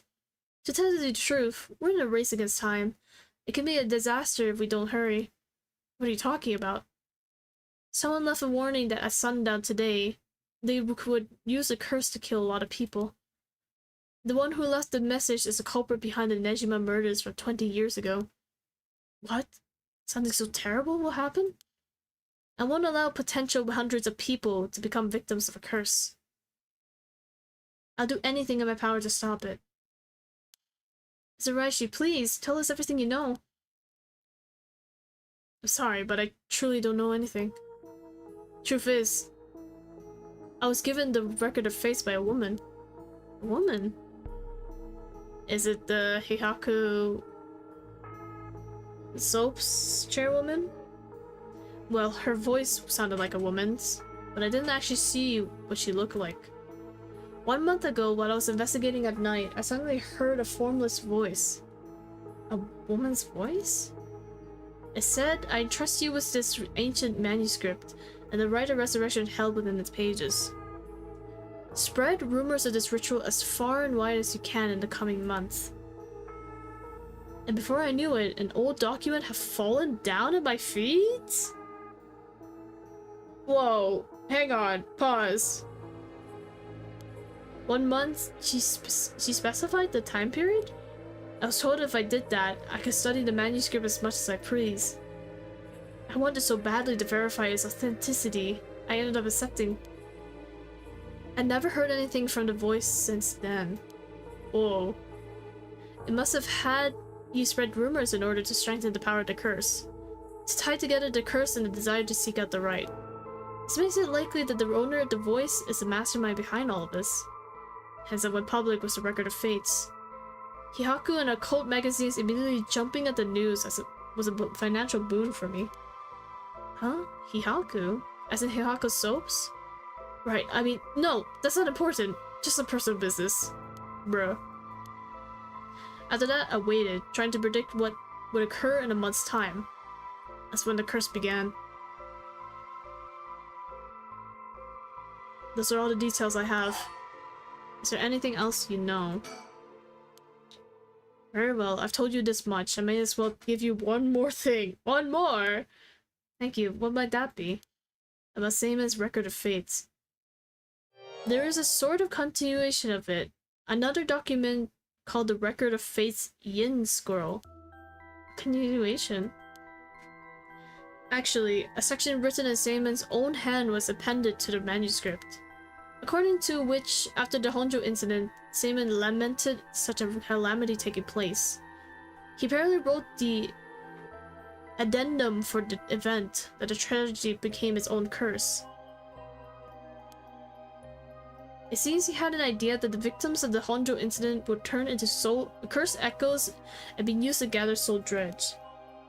It supposedly details how to handle any trouble that occurs as a result of the rite of resurrection. Really? Hold on a second. Don't you find that strange? Oh my god, okay, sorry. I yawned. There is a lot of information happening and it's actually a little bit making me sleepy. What's the matter, Miss Sakazaki? You think my information is accurate? If Seimon died in a Honjo incident, then he couldn't have written an addendum. You really don't get it, do you? Huh? Am I wrong? Have you forgotten the ability Seimon possessed? Of course not. He could use the right of Oh! You're telling me that Seimon used it on himself? The rite of resurrection can be carried out in advance so that it activates when the soul dredges are gathered together. Then, is it not possible that Seimon himself was resurrected by the rite after it all took place? But he still had to collect the soul dredges and needed to use the rite. Yes, and that's why they died. The 8 others besides Seimon. What? They died in the Honjo incident for their soul dredges. That sounds like it's the same as what's happening now. That's why I need the resentful memories, to learn the truth. I get it now. The issue at hand is that the Yin Scroll and the Record of Fates were supposed to have been passed down as a set. When I received the Record of Fates, the Yin Scroll was gone. Only this information was left. Supposedly, Seimon's blood descendants guarded it as they passed it down across generations. It seems that over their long history, 2 documents became separated and Scroll's location lost as the family line branched. Seimon had descendants? So there's someone out there related to him by blood even now. Yes, in fact, I've tried to trace the line as far as I could. He wasn't a well-known Omioji to begin with, so a detailed family tree does not exist. It seems likely that the use of the manuscript has been long forgotten, only being passed down out of tradition. And since they aren't even aware of what they have, tracking it down is quite tricky indeed. I wish I could ask whoever that voice belonged to about the Yin Scroll. I'm sure you do. So basically, in the Record of Fate's Yin Scroll, Seaman himself wrote about ways to handle the curse and write, yes? Yes, that's right. I've been searching for it all this time. I haven't found a single lead. So if you two find out anything about other resentful memories, or Yin Scroll, tell me immediately. You owe me that much for telling you all this, do you not? That's the real extent of everything I know. Whoa. The Record of Fate's Yin Scroll. It is said that Seaman, Tsuchi Mikao. Ah! His last name is so long. Tsuchi Mikado, author of the Record of Fates, wrote the Yin Scroll because he feared that the descendants of those involved in the Honjo incident might become cursed and used in the collection of soul dredges for the rite of resurrection. The existence of the Yin Scroll was indicated in a postscript added to the Record of Fates, but its whereabouts are currently unknown. It's believed to have been inherited by the descendant of the Seaman. An old Record of Fate, he found it in a storehouse of an old residence, but it was in fact entrusted to him by the mysterious voice. Okay. Everything else seems to be the same.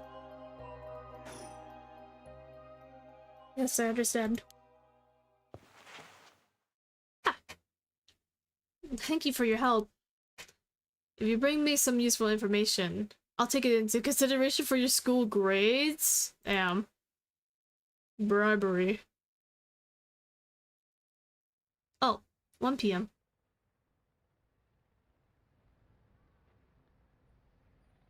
The street. We've learned a lot. So to sum it up, there was a tragic incident with people cursing each other for the resurrection in the Edo period as well. And the Record of Fate's Yin Scroll may have info we want, since it details how to stop the rite. I think that's about it. Right. If we could just find the Yin Scroll, we might be able to learn how to settle the situation. But even Mr. Araishi didn't have any leads on where it is. How do we start looking for it? Someone involved in this now must have some connection to it, I think. I have a feeling the mastermind who awakened the curses is involved too. Right. So Mio, what are we going to do next? Good question. It may be best to give the information we just learned to Inspector Susumi. We got a pretty big clue from hearing about the Record of Fate's Yin Scroll. Mr. Susumi might know more about it. Should we go back to school then? Yeah, that's our point of contact after all. Whoever is behind the voice that gave Mr. Araishi the Record of Fates, that must be in the mastermind, don't you think? Yeah, he said it sounded like it belonged to a woman. Whoever it is, I bet they're scary. Hmm? You don't sound like the Yako I know. Then let's catch them and make them spill the beans. I thought you'd say something like that. Really? I guess I'm just not really feeling that confident right now. I understand. I don't know if it's related to that woman behind the voice, but I'm also interested in the female Omiyoji who was a rival of Seaman. Oh, that reminds me, Mio. You know what's nearby here, don't you? Hmm? Oh, you mean where Michio... Yeah, where it happened. I was going there every day to leave flowers. Oh, what the heck? Even though they always get cleared away anyways. I'm sure it must be Michio's death all the time. Oh, that reminds me, Yako. Yeah? When you asked me to do the spirit board 2 days ago, did you come here that day? Yeah, I left some flowers behind before going to school. Why? Did anything seem different that day? What's this all of a sudden? Though, now that you mention it. That day, I suddenly felt lightheaded and ended up passing out for a little bit. Wait! We're actually talking about how she, like, suppressed her trauma from witnessing the car accident. But it came to right away and felt fine. So, I didn't think about anything of it. I see. That's all I was wondering about, thanks. Hmm? Oh. Oh, wait, pause. A man. Uh-oh. Wait, there's a man here. Uh-oh. Excuse me, you girls over there. Oh, wait! Oh no, it's the nerd emoji guy. Whoa. Sorry, I didn't mean to eavesdrop, but something you said caught my attention. Uh-oh. And who might you be? I'm Yutaro Namigaki. I should probably tell you. Until yesterday, I was a curse bearer. That should clear things up. A curse bearer? Oh, you don't need to be scared. I've already given up the curse stone at the foot washing mansion. He's just so casual with it. What the hell? Yeah, I had a curse echo, and yeah, I might have killed someone, but you know, it's all fine. What the hell? The foot washing mansion? So you're the one Inspector Susumi was talking about. Ah, you already know Inspector Susumi? That makes this simple. There's nothing to worry about. Oh, hey! You're in the driver's seat! Whoa! Oh, wait! He's the one who hit... Well, quote-unquote Michio. We don't actually know if that's her. Yako? Yes? Wait, what? Just now, was I doing something? Whoa. She's kind of losing her mind. I'm sorry, Mr. Namigaki. What might be the matter? Right, I actually wanted to discuss something with you two.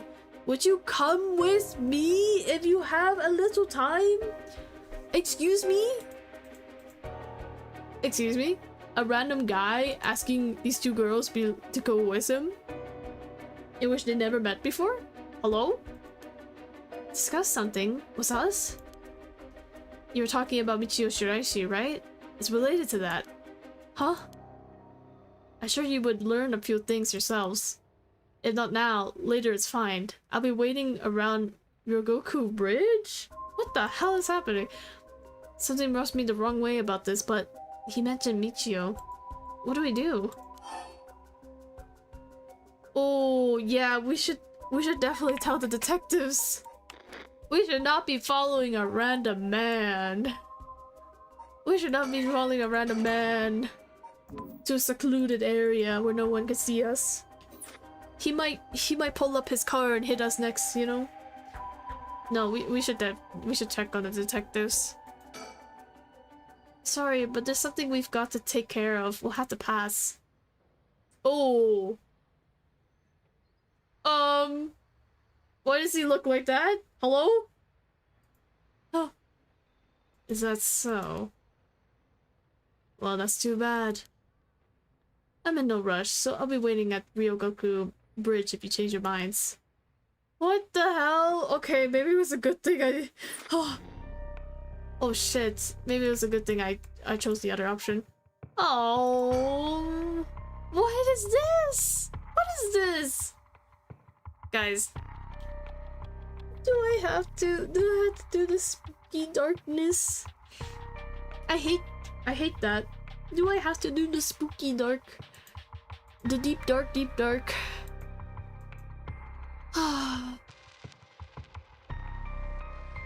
Okay. Let's see how bad it is. If it's like really bad, I guess I'll keep it for the next time, but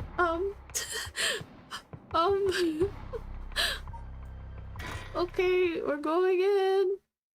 Time unknown? Oh hell no. Oh, yeah. Ah, my head. Oh. who killed him can't get away. He can't keep getting away with it. Ha ha ha ha. What the hell is this? What's happening? Wait, this is someone getting their curse echo? Oh. What? Wait. Oh no, I have a bad feeling about this. Hang on. I should save. I should definitely save. Oh, this is horrible. This is horrible, actually. Oh no. Did I hit my head? It's killing me. My vision is all blurry. Is this the ceiling? I feel the cold floor against my back.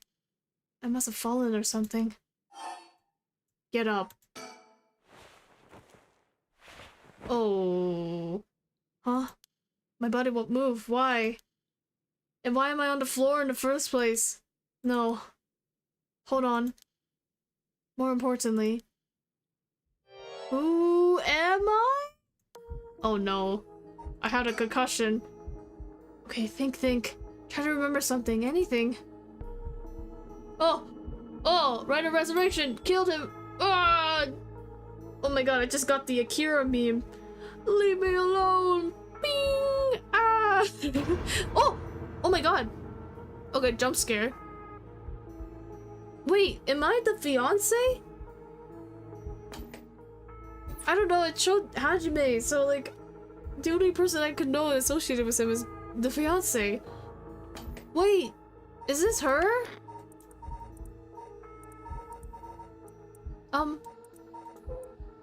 Yeah, Mayu's current whereabouts remain unknown. Did she get kidnapped?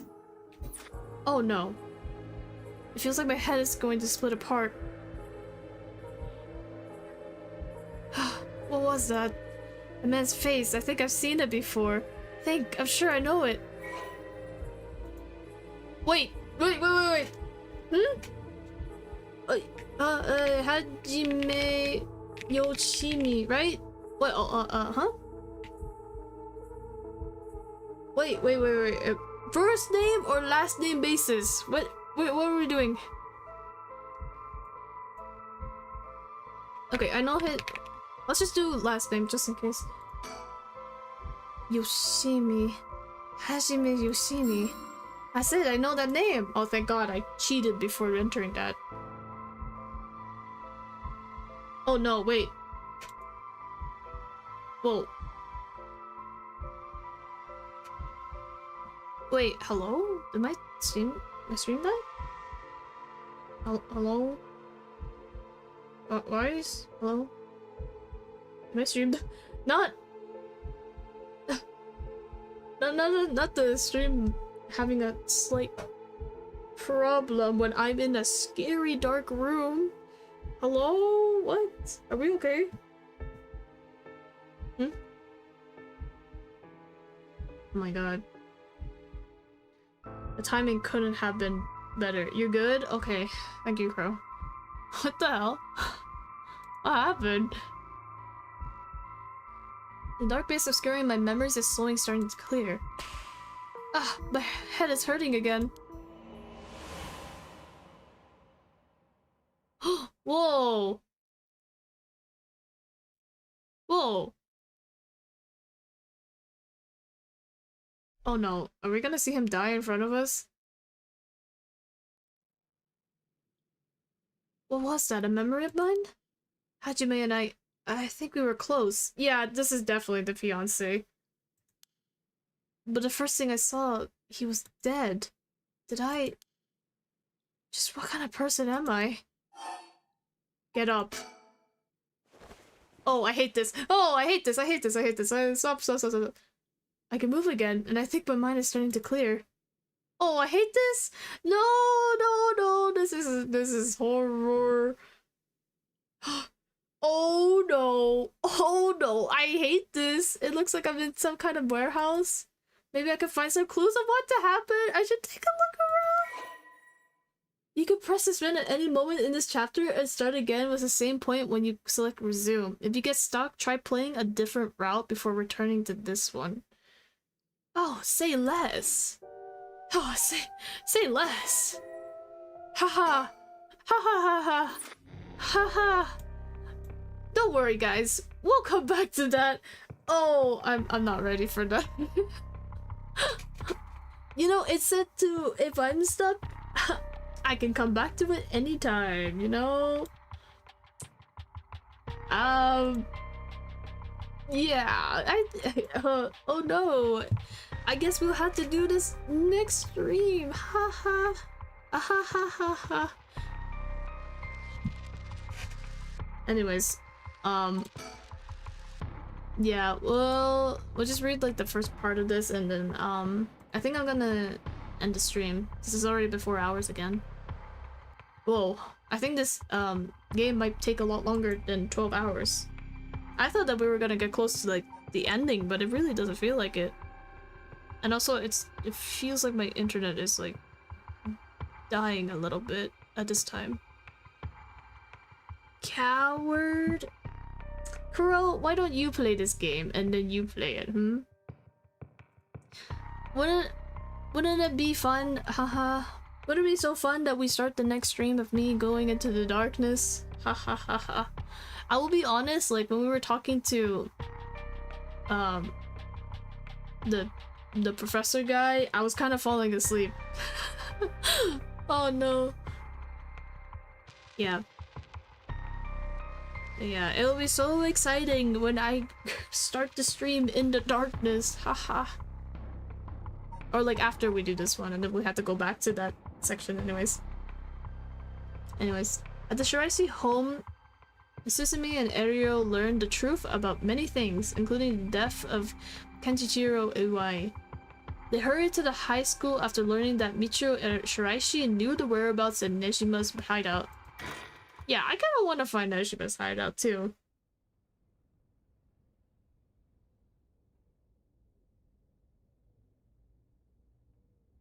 Oh, we're back at the school. We did tell the girls to go back to the school to talk to them, right?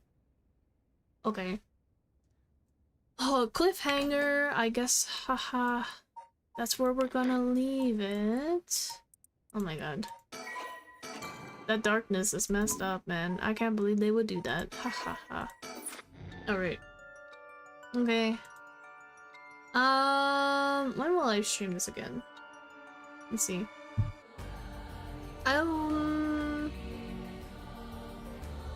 Maybe sometime at the end of the week, but don't quote me on that because I still have to do some work.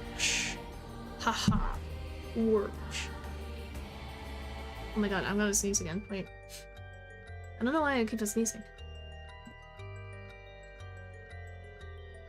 Oh, excuse me. Oh yeah. Anyways, maybe I'll stream sometime at the end of the week. Who knows?